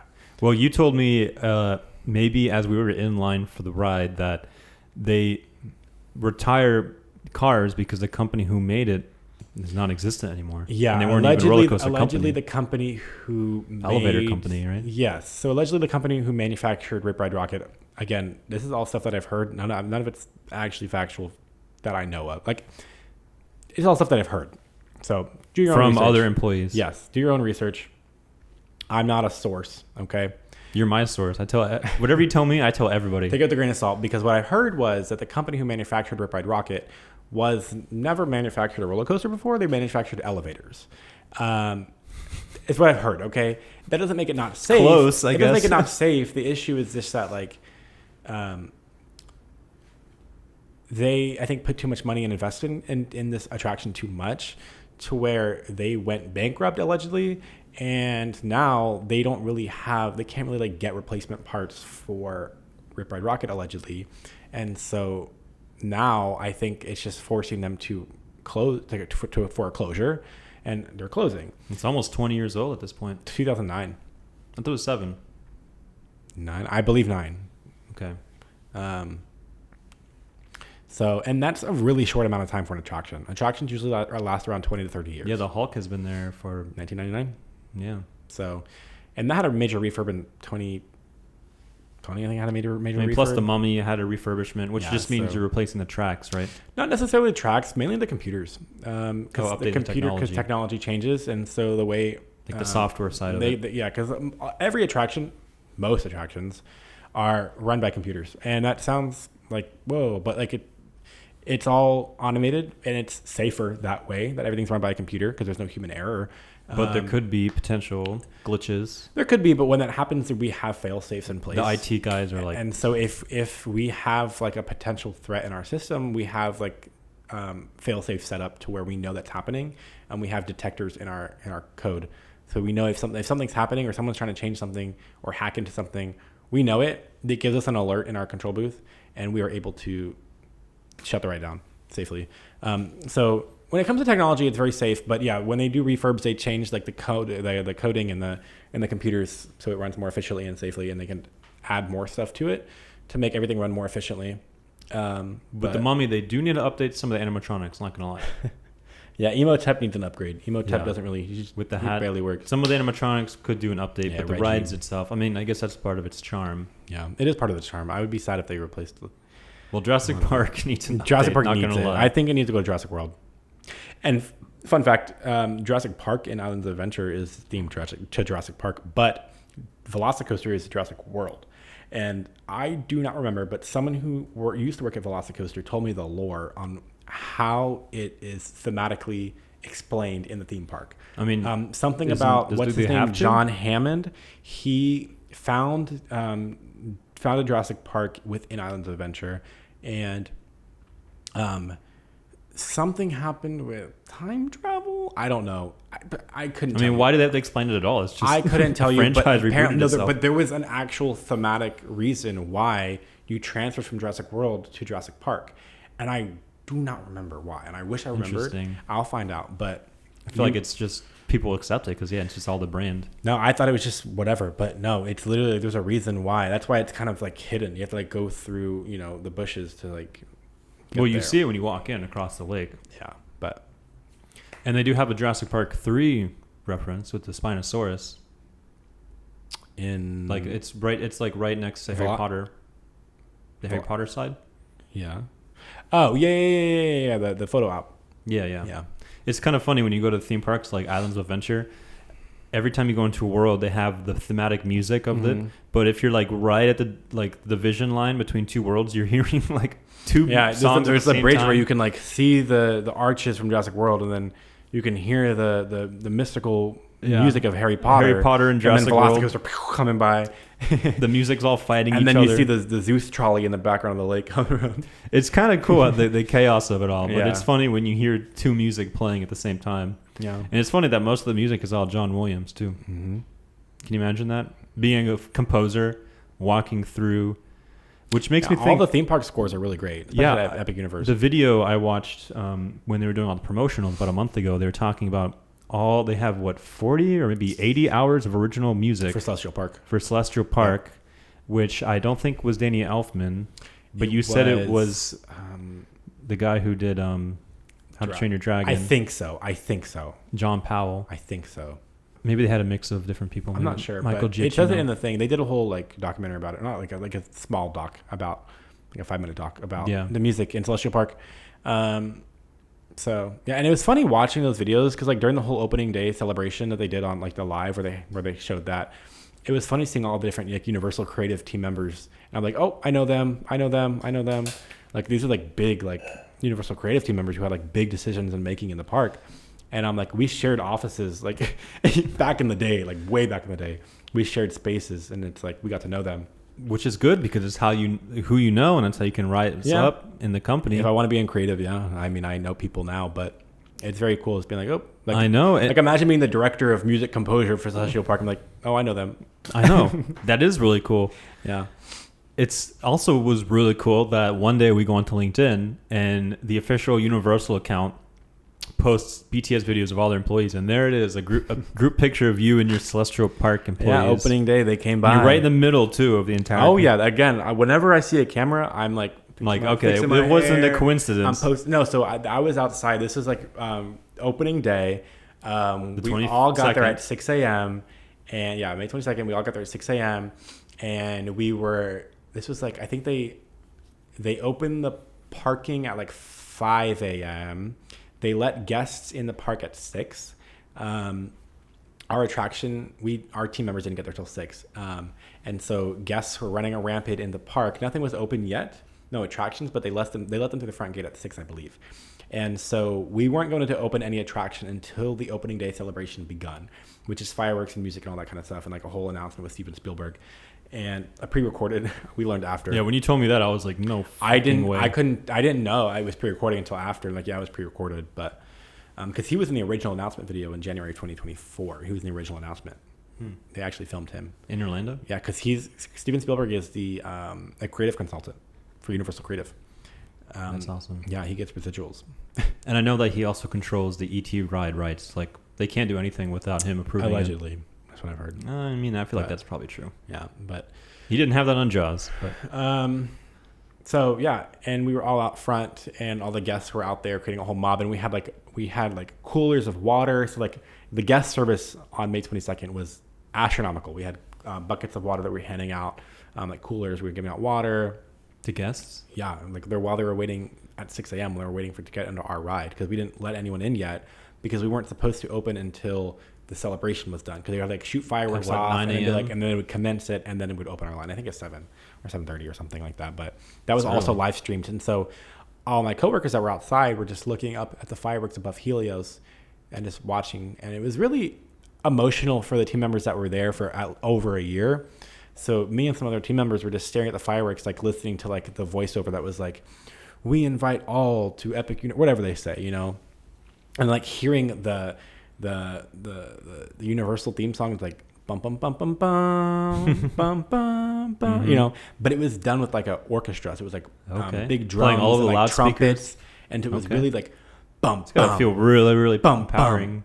Bum bum, big thumping and bass, and it was very exciting, orchestrated, and it was very emotional because we were all just hearing that theme song and looking at all these guests and looking around and seeing the fireworks.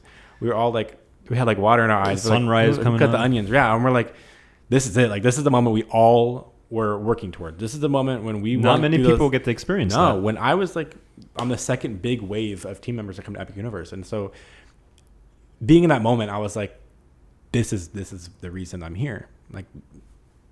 So yeah, it was pretty great. And then after that, they were oh, let's come to some social media intern was get in the picture, and then so okay. I was fixing my hair, and I was like, I had to make sure I was like in the front, so I was like this and Right in the middle. yeah, and so they put me on the Instagram, and they also put me on the LinkedIn. So anywhere you can find like team member, or like Universal Careers, I'm like somewhere there. Yeah, I'll try and put it over the top. Yeah, in the video here. So, yeah, that was pretty exciting. That's so cool. Yeah, I was gonna say it's like I know it's a worldwide park, a brand new theme park, but yet, and maybe this is just the theme park culture of Orlando, but Epic feels very local to Orlando. Yeah, I mean, you mentioned that, and I have to agree. So, you mentioned like Fern was there, which is your friend who does production, and it was interesting because that production was also affecting me because they're on our ride, and so I was feeling that. And then he was on the other side of it. He wasn't at Stardust, but he was somewhere somewhere else. Did you see him that exact day? Or I didn't see him. Okay. But he was with that production that you mentioned. So it was cool. They were on I think the Monster side. Yeah. I remember seeing his story or something like that. But then also there's like companies that do like landscaping, like you said. So people who were there. Yeah, Nico's dad. Yeah. And then there's someone else. My friend knows someone who like does animatronics for it. So like it does like feel like everyone like has some kind of piece. I know. To this everyone puzzle. I know. And if it's not, it's like 1 or 2 degrees separation. Our neighbor, like 2 blocks away, he does the puppeteering for one of the Blue Dragons for the show. Wow. Yeah. At the How to Train Your Dragons. Oh, wow. That's cool. And then we were there on the second day, and we bump into Valentina's cousin's boyfriend, Andrew, who does IT, which I knew this already. And he was doing IT before Epic at the main, the North Campus, right? Yeah. And then I guess he's at Epic because this was the first ride we went on, the boat ride. We're walking up, and he was like fixing the wait time or something. Yeah. And we got to see him. I think he saw me before I saw him. Yeah. That same day in Mario World, we bump into one of Valentina's old friends from high school, and she hasn't seen her in I don't know how long. Bumps into her. Yeah, and actually it's crazy because I was working one day, and someone said, "Oh my God, Sam!" And I looked over, and it was someone I went to high school with. Like there was like 3 grades older than me, but some like barely knew me, and I barely knew her. But like I think they know Peyton better, to be honest. But I was like, "Oh my God, wow!" I'm like, "You work here?" She's like, "Yeah, I work in creative." I'm like, "Oh, that's so cool!" Like I didn't. It's so weird seeing people from like Mount Dora, and I know that's closer, but it still feels like a hometown. It's like different. It's separated because it's Orlando and Mount Dora. Like they different are 2 different worlds. Yeah, like county, and it's so weird seeing like them in Orlando, especially in Epic. So like before we opened, seeing them there, I was like, wow, that's cool. But yeah, I definitely feel that. And then also the person who had the original idea for the carousel saw them. Yeah. So there is a connection. It's really cool. There's probably a few other ones I'm forgetting, but it makes me proud, especially that month of March and April when we're going there like twice. Yeah. And you hear people that going, coworkers are going, and it's just the talk of the town. Obviously, it's a new theme park. Yeah. And leading up to it, I'm like, oh my God, traffic's already bad. It's going to be worse. But they did seem to make it pretty good with that Kirkman overpass. The Kirkman extension finally opened. Yeah. Yeah, that one was good. Because before, if you're from Orlando, if you're on Kirkman and you don't turn soon enough, you enter into the Lockheed security gate. And then there's like a little U. They're like, they don't even say anything. They're reading their magazine. They're just pointing to the U-turn. And then that's how you get onto iDrive. Rifle in their lap. Yeah. And not a lot of people know that there's a fat Lockheed Martin complex right in the middle of Orlando. Like if you know iDrive and the Eye of Orlando, if you're on it, you've seen it. In fact, our team member parking lot for Epic Universe, the watchtower for Lockheed looks over our parking lot. And you can see it from our parking lot. Wow. Yeah. And you said there's also like the properties are touching, basically. There's like a water property. So Lockheed has like that tower area, the watchtower area, and then there's like the Kirkman extension, and then the other Lockheed property. So like the Kirkman Road now goes in between the 2 properties, and there's like a little bridge underneath it that connects the 2 properties, from what I can remember. But if you look at it on a map, it looks they can explain it better. But yeah. So they definitely can squeeze things in, and also, surprisingly, there's actually room for even more development. So they already have like expansion plots. Yeah, there's 2 expansion plots that I think there's one behind the monsters, and there's one behind like Harry Potter and Celeste and the Stardust races. There's rumored to be one behind Harry Potter, which is more Harry Potter. Yeah, apparently, allegedly, every world has room for expansion. From what they have to expand Mario. Allegedly, there's expansion for every world. Yeah. But they got this far. I can't say. I mean, but And you just can't say NDA or I don't know. Okay. Well, you can look up those videos. I'm sure it's speculations out You there. can just Google it. You can Google it. But there's expansion in every world, allegedly. Allegedly, that's the key word. Yeah.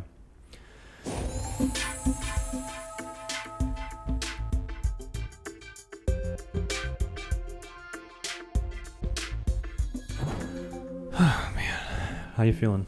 I'm tired. I worked this morning. You work a lot, but you're young. I work every day.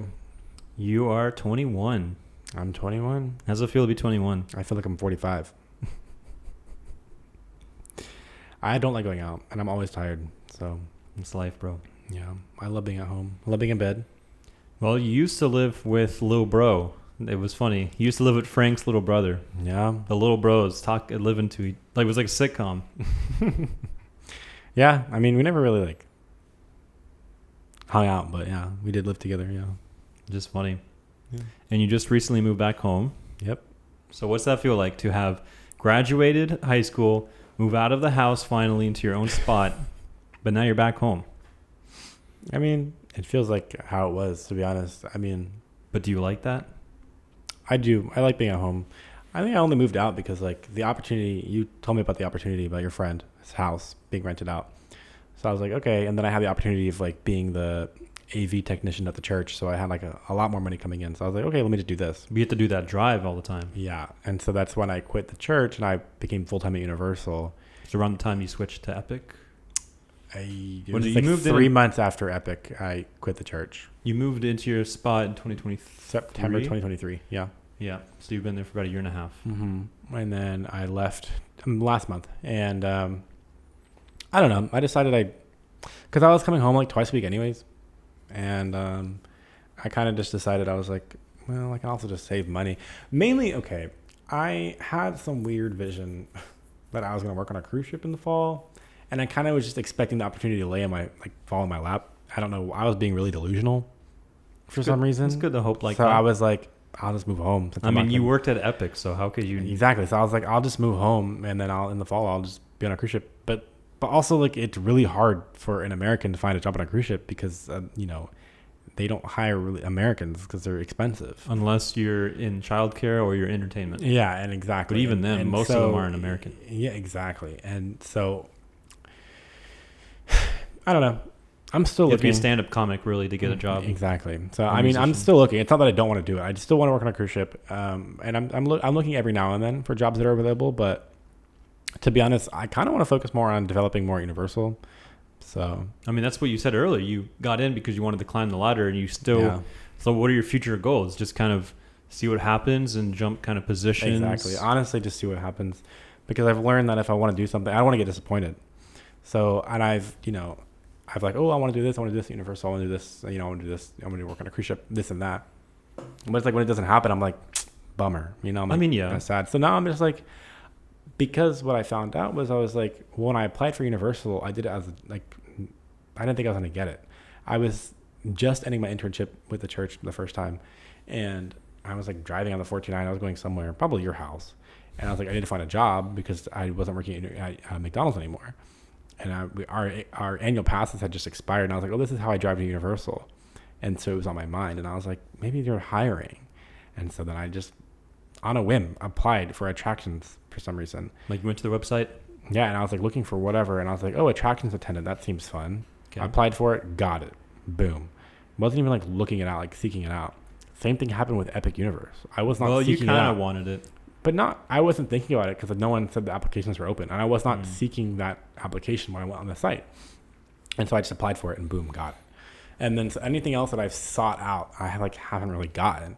And so I'm like, I'll just see what happens. I mean, I'm kind of just vibing. I'm gonna, so I'm just vibing out, see what happens. That's good. Enjoying life. Of course, I would like to go, places, and I obviously will try to. I'm not going to stop myself from trying. I'm still trying, but I'm not going to be like, this is what I'm going to do. See what happens. I see what you're saying. It's nice to just kind of enjoy where you're at, but at the same time, it is good to have goals and trying to get there. I'm not saying it's not. I do have goals, but I'm not going to, I don't know what I'm trying to say, but. Well, if you do what you're doing in multiple places, statistically, you're going to get one thing. So even if you get disappointed and bummed out, I mean, at least well, I have some other leads potentially. Yeah. So let's say you have the opportunity to choose whatever course in Universal you want to go. Well, I think I would first start off by in a leadership position. So, being a team lead. And from there, I mean, that's in attractions, but I would obviously, I think I would like rather be in like entertainment. So, I think a live studio production, I think. So like the How to Train Your Dragon show. Exactly. Stuff like that, like shows. I'd rather be like shows. And I think I discovered that more because when I graduated high school, I was like, I want to do something in media, but I didn't know what. You were in the AV club? Yeah, and I was in TV club, so I like TV production, but I didn't know what in the TV production setup I liked the most. But you liked the live aspect. But when I did the AV tech for my church, that was all live stuff with live mixing and live screens and all that kind of stuff, and I like that using better. OBS. Yeah, because it's happening there now, and it's sometimes chaotic, and I like thinking quick in the moment and chaos, and so I think that's what I want to try more of. So that's what I would. That's cool. That's interesting because, as you can tell, I'm also into audio video production, but I hate live streaming. I hate that part. I love live streaming. I even amateurly live stream even a long time ago. I used to do like my own little OBS streams just because I liked setting it all up and like selecting the scenes and doing this and that. And so it's fun to like set it up and add cameras and all that kind of stuff and like watching. Then you need to go to out. Upwork. You know what's crazy is Orange County Library has a podcast and live stream and gaming setup that you can just rent out downtown. Really? Did you know that? So you can rent out like a podcast studio. I knew about that. You could rent out a gaming setup. You can rent out an editing computer. Wow. You can rent out a production studio. Hey, shout out to the library. I love the library. Orange County Public Library. I never checked it out, but I mean, I'd be down to check it out one day. Yeah, so we should go to our next podcast might be recorded in that studio. Yeah, maybe some other podcasts I've seen. And they have all the equipment in there. So. Yeah, that's awesome. Good to know. Yeah. Plug the library. You should check out some other mega churches around the area. Because churches like mega churches, they go crazy with live production. Their budget is insane. Yeah, and so like and you'll learn a lot. They always have the newest equipment and the craziest people that like they have like this guy worked on this craziest set. They have like the craziest people there.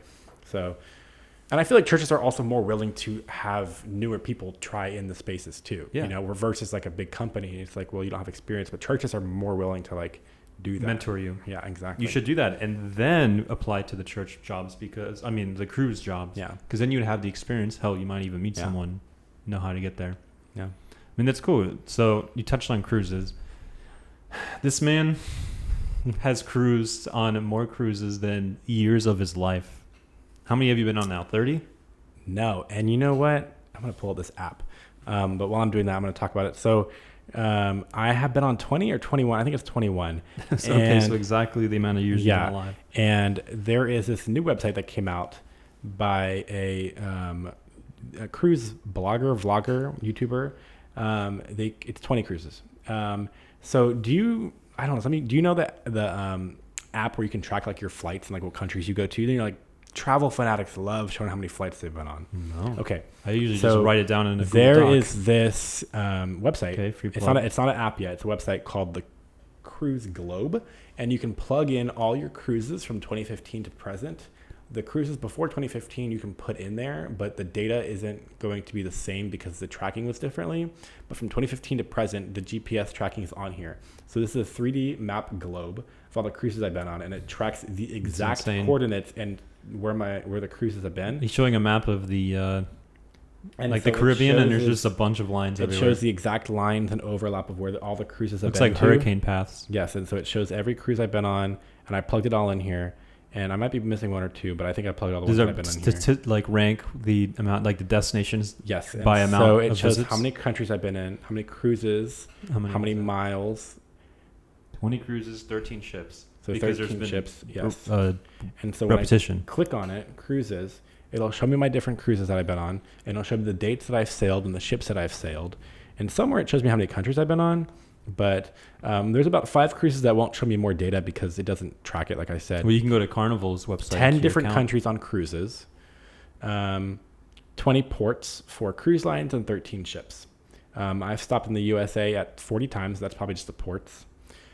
The Bahamas 15 times, and Mexico 4 times. Wow.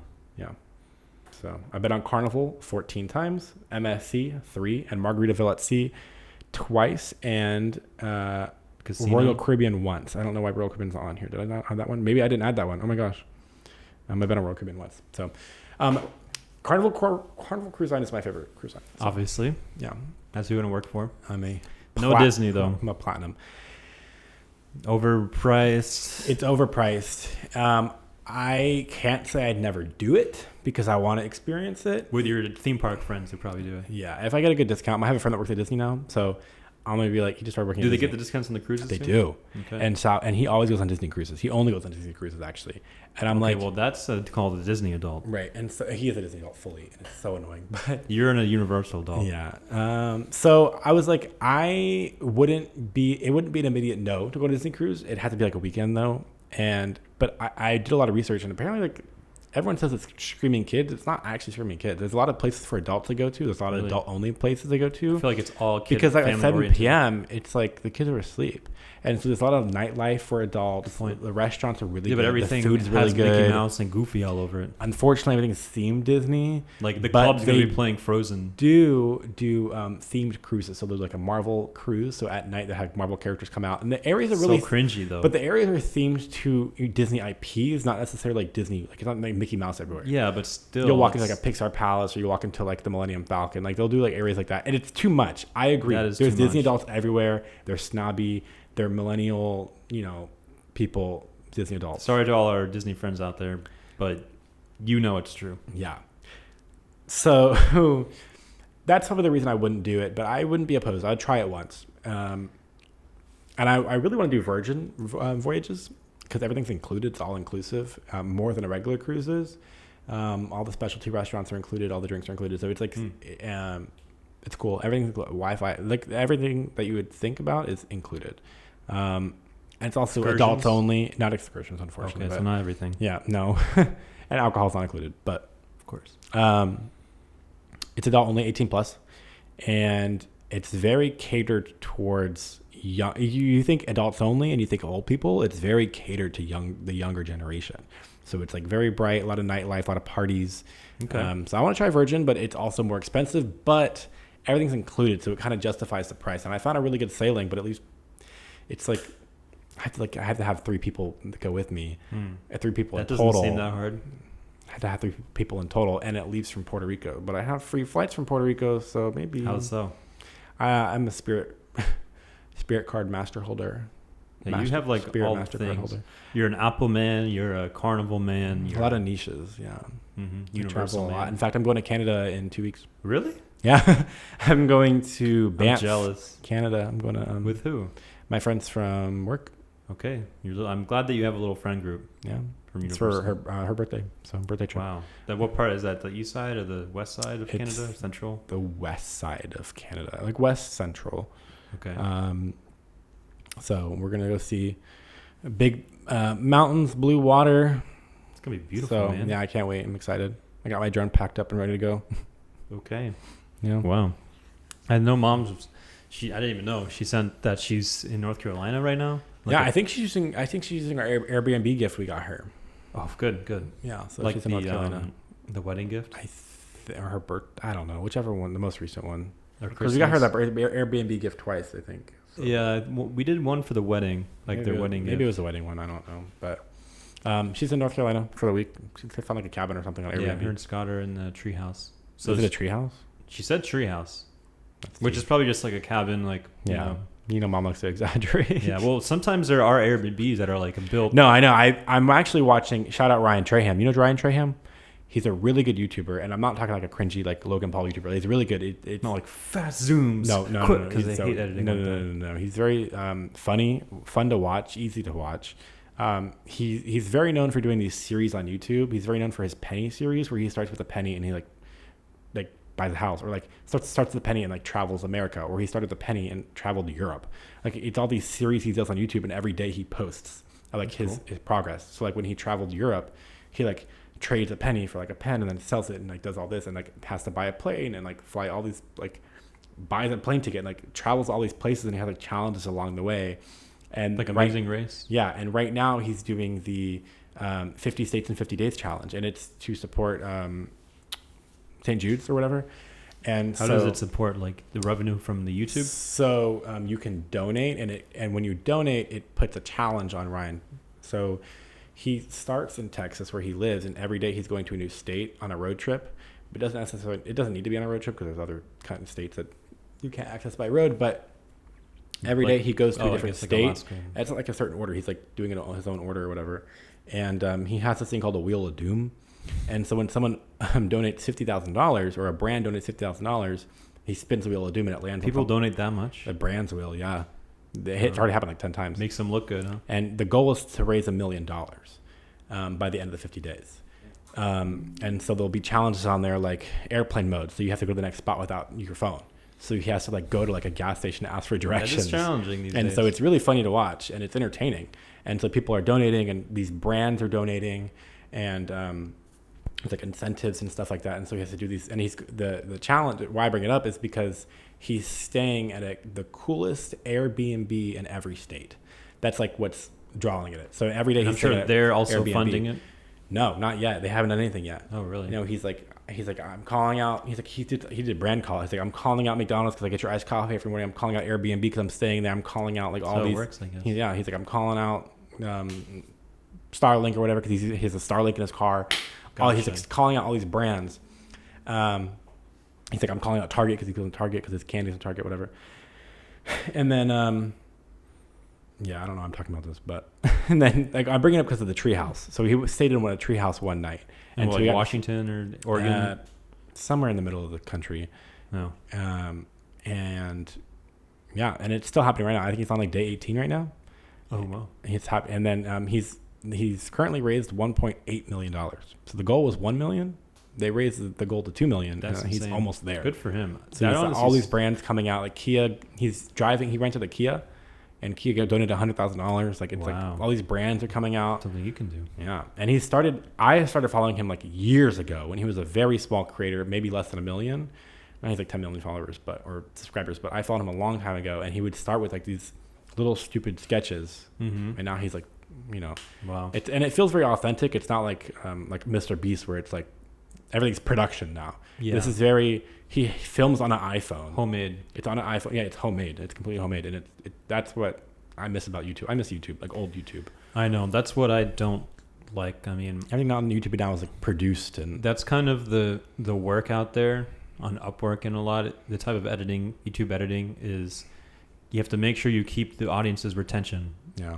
I mean, I'm talking here. I'm probably going to have 2 views on this video if people even get this far, right? But so I'm one to talk, but it is kind of annoying that that's the style that has to be there to retain attention. And there is data to show that.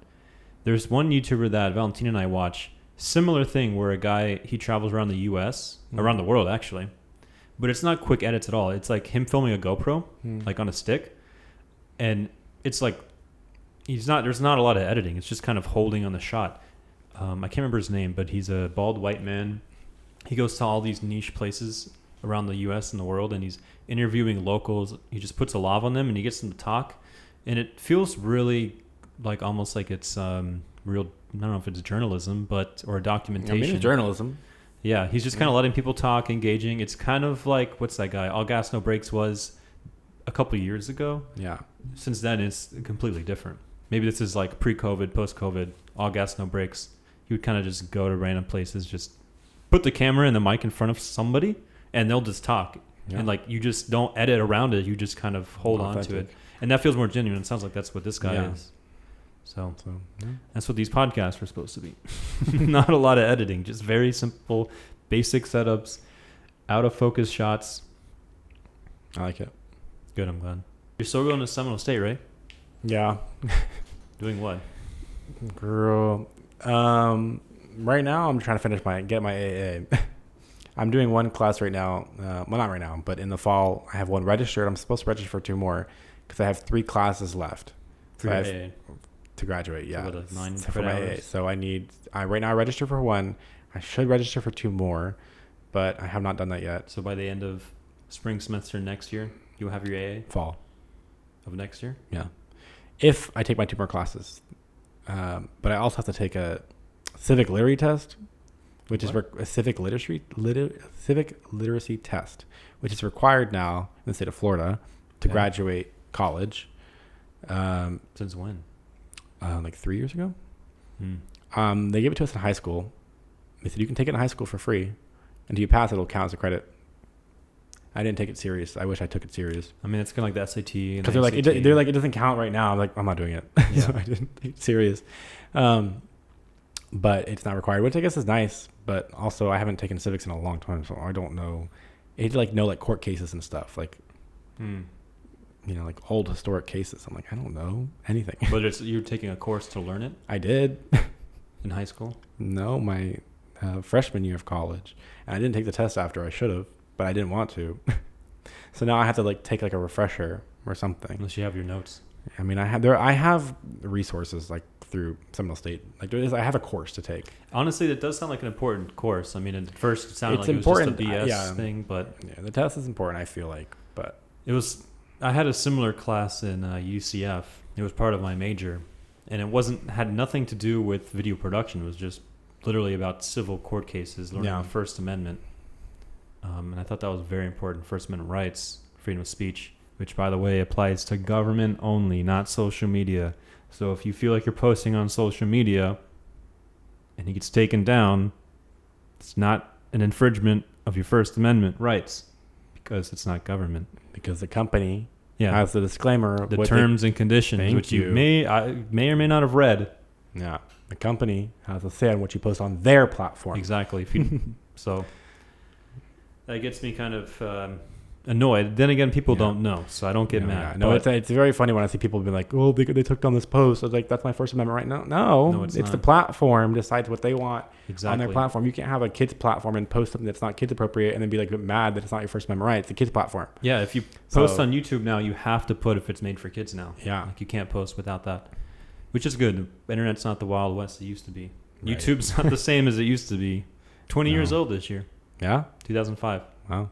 Mm-hmm. When did it get bought by Google? 2012, I think. Somewhere around there. 2010. I don't know. Late 2000s. Yeah. That's when it started to pop off. Well, speaking of the 2000s, you were born in 2004. So I was. Which was a pretty rough year for us, the family. Yeah. Because before that, I was an only child for about 7 years. And then here comes this screaming baby boy. Would not stop crying. You were born January 14th, beginning of the year. And that same year, that summer, we moved houses. I had to switch schools. There was crazy hurricanes. Oma was visiting for a lot of it. Dad was laid off, but it was fun. I mean, I have good memories of it when I was a kid. But what are your memories growing up as a kid? Oh, no. I don't know. To be honest, I vaguely remember Lake Mary. Really? I vaguely remember Lake Mary. I remember the little play/living room where all our toys would be in those bins. I remember the backyard vividly. Yeah. I remember always being in the backyard, always. And then your 2 neighbor friends that were siblings were always over. Those were your friends more so than mine. Oh, okay. And then also the other friend that had the mattress on his stairs. It felt very like a TV show. Like everyone in the neighborhood. There were a lot of kids in that neighborhood. We had a lot of friends. Some of the best childhood memories there. We used to sell orange juice. Well, I was going to say. I remember there was one day we had. I thought it was a lemon. It was an orange tree in our backyard. It was an orange tree, but it were so unripe or something was wrong where they basically were just lemons. I was like, he made like an orange juice stand one day, and I remember one day we were on I was on my tricycle with a banner going down the street. Man, do you remember that? I vaguely remember being on a tricycle. I remember a banner that said orange juice or something like that. Crazy. Because we were trying to sell orange juice. No one bought a lick which basically was lemonade on the side of the street. Went door to door. I probably forced you to do marketing. So. I remember being on my tricycle. The plastic. Made like $1.25. Yeah.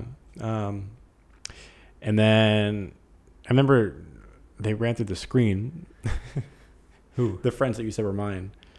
Like ran through our back screen. I don't know. I'm trying to like remember things that happened in Lake Mary. I remember the playground by the library. Yeah, Dad would take us there all the time. Yeah. Mom too. We would walk there, bike there. Yeah, I remember we would walk to there was like a pond near the neighborhood where we would feed the ducks. Mm-hmm. I remember that vaguely. We go to the YMCA all the time. I do remember the YMCA. Yeah, we basically lived at the YMCA, the Lake Mary YMCA. Yeah, and we did a lot. You remember all the excursions we do? Gatorland, the zoo, the science center. Dad, I vaguely remember the science center. I know that we did all that stuff. I just don't really have like vivid memories of all that. I have complete memories of all that, but maybe because I'm older. I have slight memories of Gatorland. I have memories of the science center. I used to love the science center. I remember the petting zoo. But beyond that, I don't really remember. So your core memories really start when we moved to Mount Dora? Yeah. That makes sense. You were 4. Yeah. I remember on moving day, I went with TT Ilsa. Yeah, you did. I remember that. Because it was going to be way too... We all did. Yeah. It was probably easier for them. Yeah. And... what do you remember at TT Ilsa? You got to remember that. You remember her making you rice and beans? No. No? Mm-mm. Hey, baby! Baby.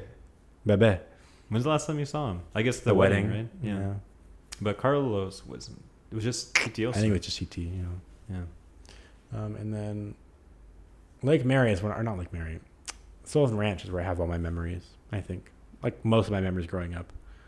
Between shooting rockets off, the sledding, the sledding, the watermelon and the figure 8.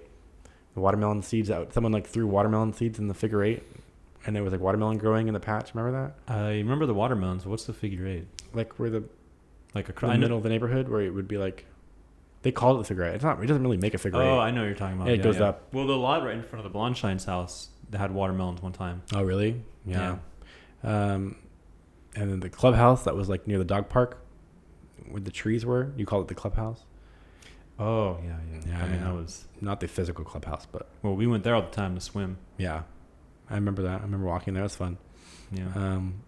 We did a lot of stuff, especially before a lot of the houses were built there in the neighborhood. We did a lot. That felt like a lot. That felt very childhood. Like that. Looking back, that felt very childhood. Like being outside, playing with stuff. Like the block party they did. Yeah. Yeah. Back then it was very nice. Like lots all of kids. The neighbors kind of still hung out together. All the families. It felt very neighborhood. It did. It felt very neighborhoodly. Yeah. Neighborly. And I guess maybe that's what it's like living up in a developing neighborhood. Probably 25%. Yeah. Of the neighborhood was built at that point. Yeah, because everyone knew each other, and now it's like all the what do you call that? The seniors. Yeah, well, all the kids moved out. A lot of people moved in. I mean, Mike and Jill, shout out to them. They watch it sometimes. Yeah. They're pretty cool. But they also moved from out of town post-COVID. Yeah. So it happens all the time. I mean, your old landlord, she moved from out of town. Now she moved away. But post-COVID, I mean, here in Orlando, if you know, but people from out of town moving in, skyrocketing the prices. So it's a different vibe than it was. But interesting. I wasn't sure how much of Lake Mary you remembered. Because we did do a lot. No, I just remember, I remember just, little things. Yeah. Here and there. Good memories, though. Yeah. Good. And then you have a memory that I don't really have, which is moving to Eustis. Yeah. Because the Eustis house, that was, during COVID. It was 2020. May 2020. Yeah. You were already gone on your own, but yeah, I didn't move out.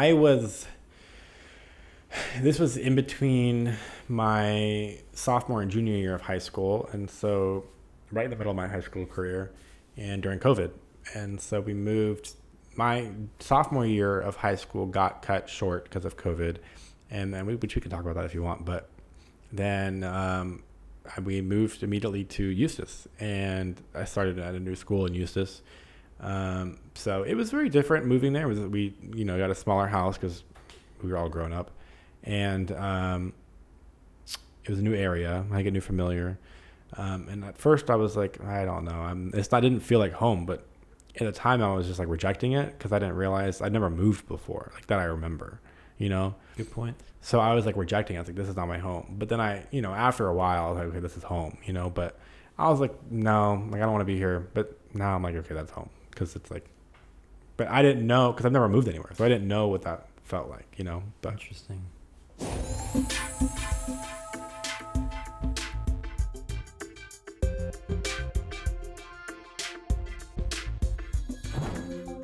But yeah, I mean, I also experienced that when I moved to Orlando. When I moved into my place in Orlando, it was a room, but it was shared with two other people in a townhouse. And so the house, like the home part itself, the shared areas, felt like I was living in someone else's house for the longest time. You're kind of especially having roommates too. Third wheeling. Yeah, exactly. So it definitely felt like that, and it didn't help. But my room didn't feel like my room for about a month. And then I was like, okay, I want to go back to my house, my room, you know? Yeah. So I definitely recognized that feeling from the first time I moved in 2020. But so looking back, when that move in 2020, I'm like, okay, I was just being stupid because I didn't know. But that's not stupid. It's normal. I mean, yeah, especially that first night, the first time you wake up in a new place, it's really weird. It is. So the first night here, we're used to it now, but our fridge makes a crazy sound. Yeah. And so we're just listening to that all night. But that's interesting because I'm used to moving. I had lived Winter Springs, then Lake Mary, then Mount Dora, and then UCF and all those places. But your memory really started Mount Dora. My first move was 2020, yeah. What was it like having COVID happen during your high school career? I know you can't compare it to what it wasn't like, but... Yeah. So I think with COVID happening, it's very interesting to see it happen to different people's perspectives. Like people who are grown and have their own big jobs and families and watching it happen in their lives, and like your little age, kids. No, I'm like my age, but also like different ages. Like I see what you're seeing saying. It happen with different ages. So like, with you, like where you were, like where other people were in their careers, and younger children too, is what I was kind of more curious about.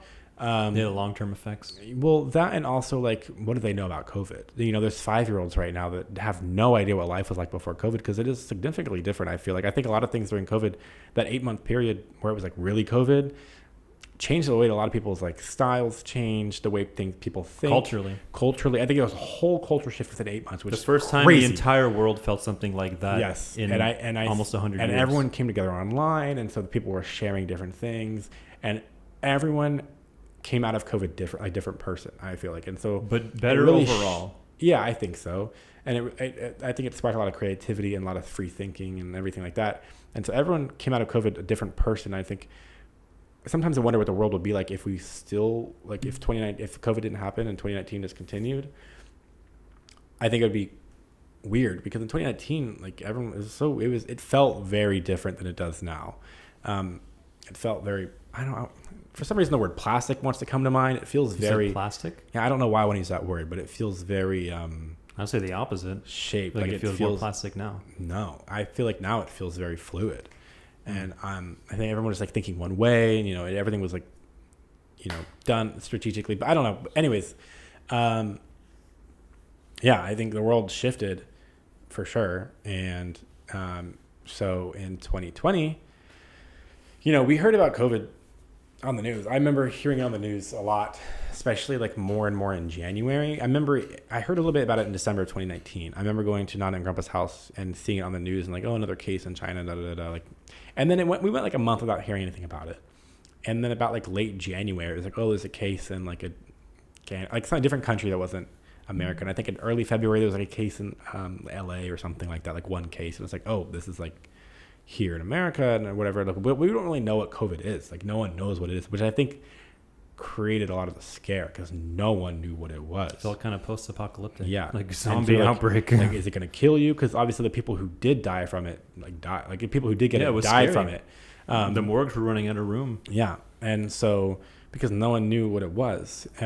So it got bigger and bigger. And then by the time March came along, there was a case in every state and almost every county. And I remember being in math class in 4th period, geometry, my sophomore year, and someone pulled up the statistics and like, oh my God, there's a case in Lake County. And we're like, what the heck? And this was the week of the March 12th. I don't remember. Mm-hmm. It was like the beginning of the week. Yeah, March 14th, that weekend. Yeah. What that weekend was. Yeah. So that, I remember being I remember it being the beginning of the week. So, and my teacher being like, whatever, like it's not that serious. They'll figure it out. You said the beginning of the week. Yeah. So Monday? Like Monday or Tuesday. I remember being in the beginning of the week. Because I remember the lockdown happened like Sunday night into Monday. Because Yes. Monday, Yeah. no one went to the office. So this must have been, if it was Monday, that's crazy. I feel like it would have been the I'm previous trying Friday. to remember the progress, but it happened in the same week. It could have been Tuesday or Wednesday, but I remember this specifically because this was the week before prom. And Prom that early? it In had March? some, well, I don't want to say prom, but Some sort of big I'm school saying event. prom because Friday was the prom fashion show, and so Mount Dora High School does this like okay. fundraiser where they do like, Yeah.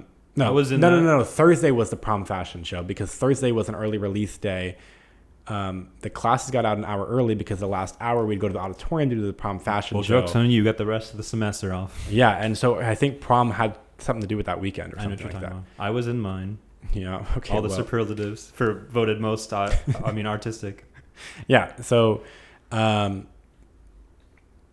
prom fashion show happened on Thursday because Friday was a teacher work day because it was the end of because spring break was supposed to happen the week after. Right, yeah, And yeah. so Friday was teacher work day, the end of the term. And so Thursday was the early release to the fashion show. And so the beginning of the week was like when everyone was like talking about COVID, everyone just talked about COVID and everyone's in the spring break mind. So like no one's really learning anything. Everyone's just talking the entire week. And I remember being in that math class and someone was talking about like COVID in Lake County. And then I remember someone on Wednesday or Thursday. It was Thursday for sure. It was Really? Thursday. You guys were in school for that long? Yes, it was Thursday. And this was my last day at Mount Dora High School, and I did not know that. And this is also weird because I never went back, not knowing. And I saw some kid, as a joke, wear a face mask on Thursday because, you know, in these big cities they're wearing face masks. So as a joke, he's wearing a face mask. He's like, ha, ha, ha, like COVID's here, like joking. There's one case in Lake County. Everyone thought it was funny. I thought it was funny. I was like looking on Amazon, like, oh, when I come back from spring break, I'll always wear like a hazmat suit to be funny. On Friday was our first day of spring break. Lake County put out a statement that was like, we're watching the COVID cases, like there's no update yet. And then we went on to a trip. We took a trip to Georgia. Yeah, I remember you guys were out of town. Yeah, we took a trip. And I remember being at the Airbnb and getting a notification that was like, no, actually, the first statement Lake County put out was not we're watching. It was we're getting an additional week off. It was It was like a 3 week because Yeah. UCF did something similar. Yeah. It was Friday the 13th. I remember because everyone talked about Friday the 13th. That makes sense because Friday the 13th. that weekend was like the lockdown. Yeah, everyone talked about how Friday the 13th was the last day of school. Unfortunately, that was a teacher work day, so my last day was the 12th. But Friday the 13th, Lake County put out a statement saying there's going to be an additional week or two off of school. And then a couple days later, we took a trip to Georgia, and it's everywhere all over the news, everywhere. And we're kind of just like, what is this? Like, we're out of town. Like, should we even be out of town? Like, what is going on? And Traveling. then Lake County put out another statement. School is closed till further notice. Yeah, TBD. Yeah, this was like Monday or Tuesday. This like Yeah. school's closed indefinitely. And we're like, what the fuck? Like, Yeah. what do you mean? Yeah. So they're like, we'll figure out how to finish the school year. We'll notify you. At this point, there's still like a half a semester left. Yeah, like 2 months. Yeah. And so we're like, what the hell? And we finish our vacation. We come back. No, actually, we're still on vacation. And everyone online, everyone on the news, people are taking toilet paper. Yeah. Toilet paper here, there. And stole some from the Airbnb. Yeah, and so we drove to the mountains in Georgia, and we were driving to we drove past a Dollar General, and I was like, we should stop and get toilet paper because no one's gonna buy up toilet paper in the mountains of Dollar General. So we got like 3 packs of toilet paper, and there was no toilet paper at home, so we came home with toilet paper, and from there on, we were home. We didn't really. I mean, nothing was really closed. We did go to North Carolina because they were cheap flights. We went to North Carolina in like the summer. In May or June because flights were like July. $20. I think it was the 4th of July. It was July, yeah. But flights were $20, so we had to. But because at that point it was like wear your mask, put some hand sanitizer on. Well, in Florida, the lockdown stopped in May. Yeah, I mean we everything opened up. Nothing really closed besides like amusement parks kind of closed and like concert venue, like big Disney public closed, meets. Yeah, which Disney was closed. big. Yeah, So like they that only closed for closing, hurricanes. yeah, and 9/11. So like something like this closing was Yeah. crazy. And so my friend actually just recently showed me the email that they got that said what happens when what happened on March 13th. They put out a statement that says all team members, this is your last day of work until further notice, and Yeah. we're going to be closed, and we'll let you know when we're going to open up again. And like this is how it's going to happen. This is the order of how it's going to happen. So all team members must stay home. And I was like reading that, I was like, wow, imagine like working. That's what I'm saying, is the different perspectives. So like imagine being like me now, this going like happening, like, or like someone like you. So like, I don't know, that was my perspective. But then after COVID happened, school started up again a little bit differently. And I was at Eustis High School. So it was a whole different culture shock and different. And then. So moving houses kind of was like, it timed well with COVID. Where Exactly. You kind of have and that's why I'm like, it was really weird for me, because that period of me moving was also COVID. So it was like a physical, literal transition. Yeah. Because the world was changing. I was moving and moving schools. And you're halfway through high school. It's Yeah, kind of exactly. But honestly, that move was probably the best thing that could have happened to me, because I did not like Mount Dora High School at all. Well, you and did I hit that well. Riots, so. Yeah, I hit it well, but I didn't really have a lot of friends at Mount Dora High School. Eustis High School, people call me popular. I don't like calling myself popular, but I had a lot of friends at Eustis. Do you think it's because of Peyton? Well, Maybe. she wasn't there at that point. Maybe. Oh, she was there. She was there. Yeah. But it could be. But Crystal, my best friend from high school, she was like, "You know, you're popular, right?" And I was like, "No, I didn't know that." She's like, "Yeah, you were popular." Yeah, you and Peyton both. I mean, you guys both kind of Yeah. rise each other up. Yeah. It's how like, you know, guys aren't twins, but you might as well be. Yeah, but also like the new kids, are always popular now. So yeah, but it's like you came from Mount Dora. Like Yeah. Eustis and Mount Dora, But people still. already know each other. yeah, I mean, yeah, I knew a lot of people. That's another thing. I knew a lot of people already, so it kind of helped. But yeah, Wow. Yeah, the 5-year anniversary of lockdown just happened 2 months ago. Can you imagine if it happened like right before Epic opens up? The brand new. So Epic Universe was supposed to open in 2023. Right, COVID delayed it. Yeah, so COVID delayed the construction. 2025 is a better year, I think. So. Yeah, but that's another thing is too. Like imagine, because of things changing, imagine Epic opening in 2023. We wouldn't have a lot of things because with the construction didn't start till 2021, and so they changed a lot of their blueprints. They implemented like COVID rules into the infrastructure. So a lot of their and safety things and a lot of their blueprints have dates on them that they were revised in 2020, 2021. So I think, to be honest, I think a lot of them are like at home, just like going over blueprints is what I think, that they were just like going over things and like rechanging things. That makes sense. I mean, because construction didn't start yet. That's an interesting point, what COVID brought about. Obviously, a lot of people died, RIP, but new jobs have come up, especially New on movie ideas. sets. Yeah. I forgot the exact word, but like COVID managers, basically.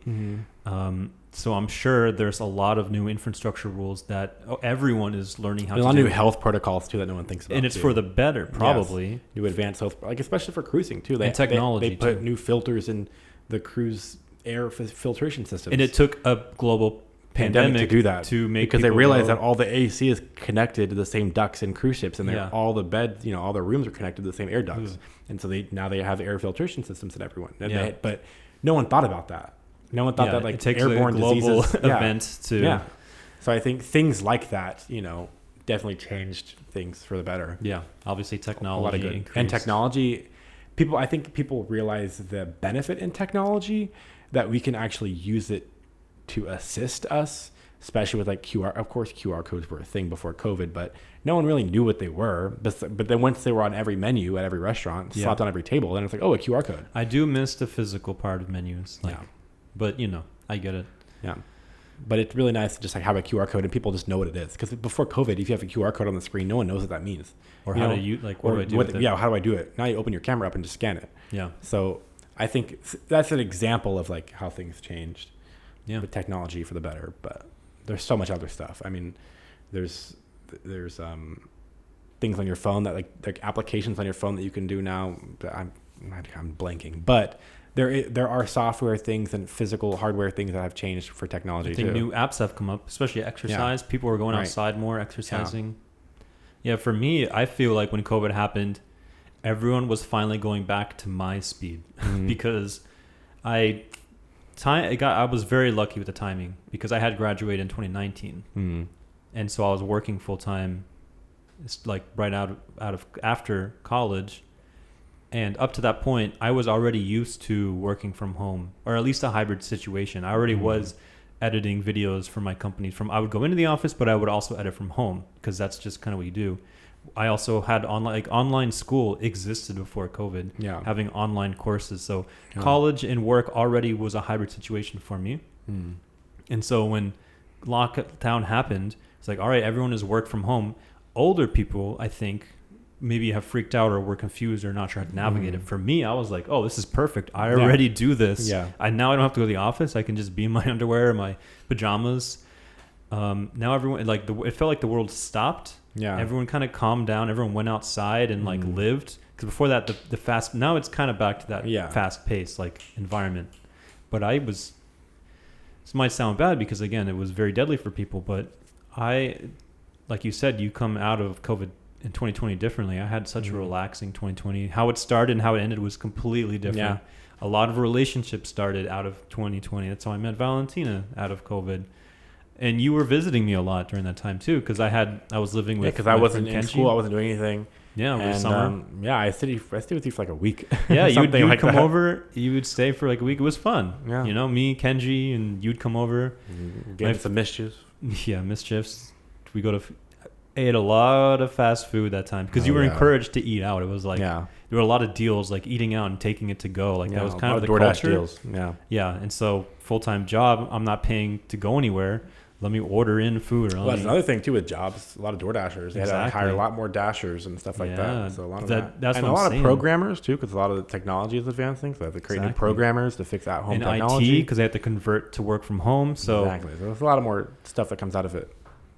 Yeah, I think no one's going to really complain about the work from home. I mean, I personally like the hybrid situation where you go into the office and you work from home. Now, granted, there's some jobs you just you can't do your job from home, right?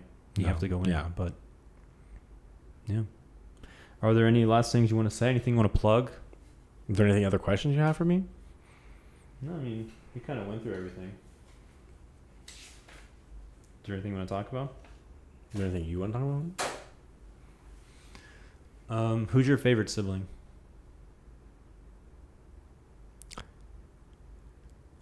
You have 4 to pick from. I'm not going to answer that. Okay, I guess I'll hear it in the edit, huh? Yeah, you'll hear it. Are they older or younger than you? No, you have to hear it in the edit. Yeah, I'm not going to be hurt if it's someone else. I don't understand. I mean, you and Peyton are like this. Maybe not now. Well, you guys both moved in about the same time back home. Yeah. You guys both... Which is crazy because we didn't plan on that. Yeah. She lived in North Carolina. So I'm saying you guys can never part. But I don't have a favorite sibling. I don't have a favorite anything. So wait, when your first memories were really Mount Dora, but your entire life, your memory is having siblings. Like you don't remember not having a sibling because I was always there. Yeah. And in fact, I do remember having a bunk bed with you. Oh, I forgot about that. Yeah, I do remember that actually in Lake Mary. I forgot about that. And I remember you used to put us in the desk chair and push us around with the dinosaurs upstairs. That was based off the Jurassic Park. We were in Jurassic Park, yeah.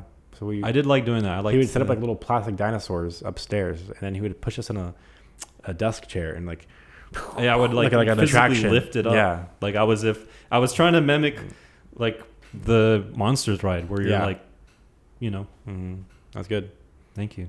I'm glad that's a core memory. It is a core memory. Biggest? No, but I also remember when you told me some haunting stories. So that's why I was scared to go upstairs for the longest time, because you told me that someone threw a ball a ball upstairs, and it curved around the hallway. And then a monster threw it back downstairs. Well, the person who told me freaked me out too. I was scared as well. Who told you that? Probably the friends who went down the stairs with the mattress. But yeah, and so I was scared of the dark and to go upstairs because of that. It probably just bounced off the wall. Maybe that's probably what happened.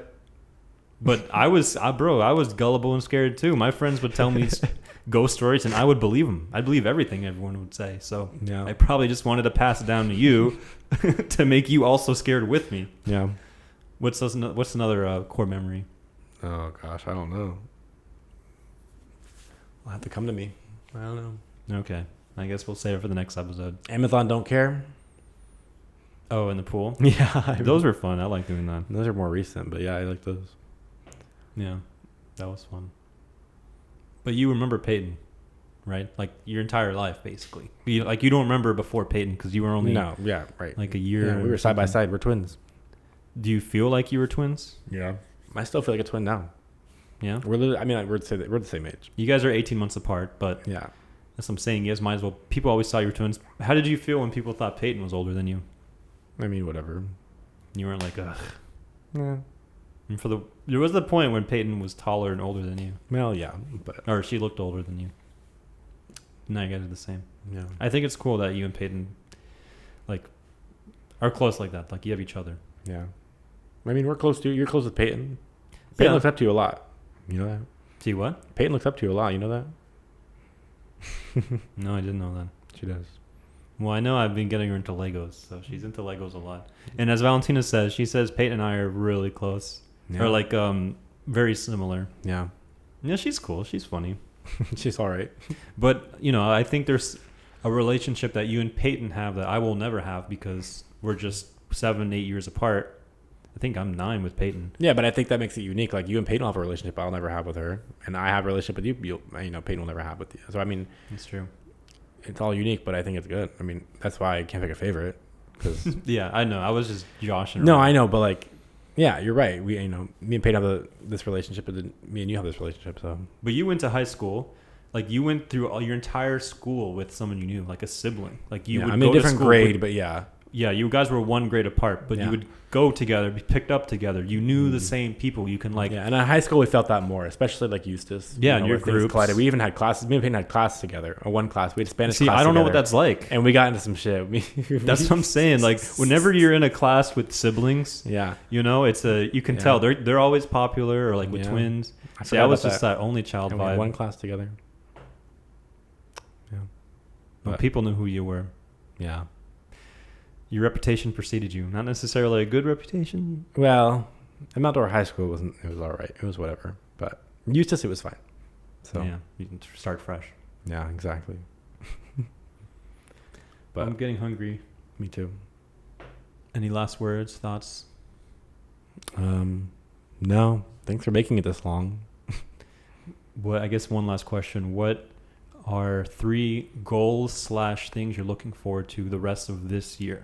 And we can wrap it up. Ooh. What was the question? 3 goals? Or you can pick one. Like one thing you're looking forward to that's either a goal or just something I'm looking forward to this year. Or that you're trying to achieve. I know you mentioned getting a job on the cruise ship, but something that you think is actually attainable. So that when you watch this a year from now, you can go, I did it. I want to... I think I want to have a clear defined... By the end of the year, I want to have a clear defined path of...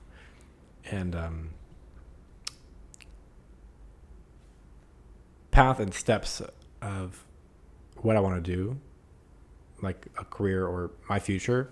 So a clear idea of what I want and like a steps roadmap? and a roadmap of like how to get there. Because right now I have no idea. But hey, you know what? But I'm getting to that age where it's like everyone's like, but now it's like I don't know, 21 bro. living at your parents' house. So it's like yes, but that's the thing. Talking about post COVID, that's common now. It's common now for people to live with their and parents. it's still like I'm still young, but I can't be 25. You know what I'm saying? So I have to like, Bro, as a 28-year-old, that feeling will never go away. Like it comes back and forth. You're good. From my perspective, you're killing it. I think you're pretty solid. Yeah. So, but that's good to have a roadmap figured out. Even if you have something figured out but it doesn't go as planned, at least you have like ideas and you have a thought process and you know how to react. Like you said, you know how to live stream. You like to do quick, spontaneous actions. Well, that means you're well equipped for life. Yeah. And I want to see the world. Good. Find a job that lets you travel, or just fuck it, just travel. Sometimes I'm just like, maybe I'll just quit and just find my way around the world. Because there's people online who just like literally don't work, and they literally somehow they make like your unemployed friend on a Tuesday story. How they just like in Europe one day. Why are they in Greece? How did they get there? I don't know, but do it. But that's what I'm saying. Like I just want to. Like I feel like now is the best time to do it. It is the best time. So like mom also encouraged me to go to Europe for a couple months in January. And so like that's something I think I want to try out, where it's like save up some money and just travel all around Europe because it's Do it. cheap once you're there. Do it. Hostels everywhere. And You can work from hostels. Also. Yeah. And so it's like, just do it. But I don't like being alone as much as I like being alone physically. I like to know that there's still people around. So like, I don't want to be I don't like being separated, I guess. So like, that's the only thing that's stopping me from doing it is feeling alone, Well, I'll tell you this. I think it's good for someone to learn how to be alone. Yeah. Maybe that's the only child in me kind of being comfortable with it. I know Peyton doesn't like it. But if you're traveling around, you're going to meet new people. Yeah. You might feel alone. You might have that homesickness. Yeah. But learning how to get through that and knowing what that feels like and knowing how to feel better after that is very important for growth. So I highly encourage you to do that before you get too many assets in your life. Yeah. That's another reason why I moved home, because it's like if I move on a cruise ship, I'm still at home. But also, like Mom said, I can go to Europe, or I should go to Europe, and then I just leave my shit at home. Yeah, exactly. You have a place to leave your shit. That's the So- biggest thing. Before you get too much shit, Yeah. go. Okay. I like it. Thank you. This has been a good episode with Yeah. Sam Hyland. Thank you. That's a lot to listen to. I'm just know. yapping. Mm-hmm. So I could yap way more. So Then let's cut.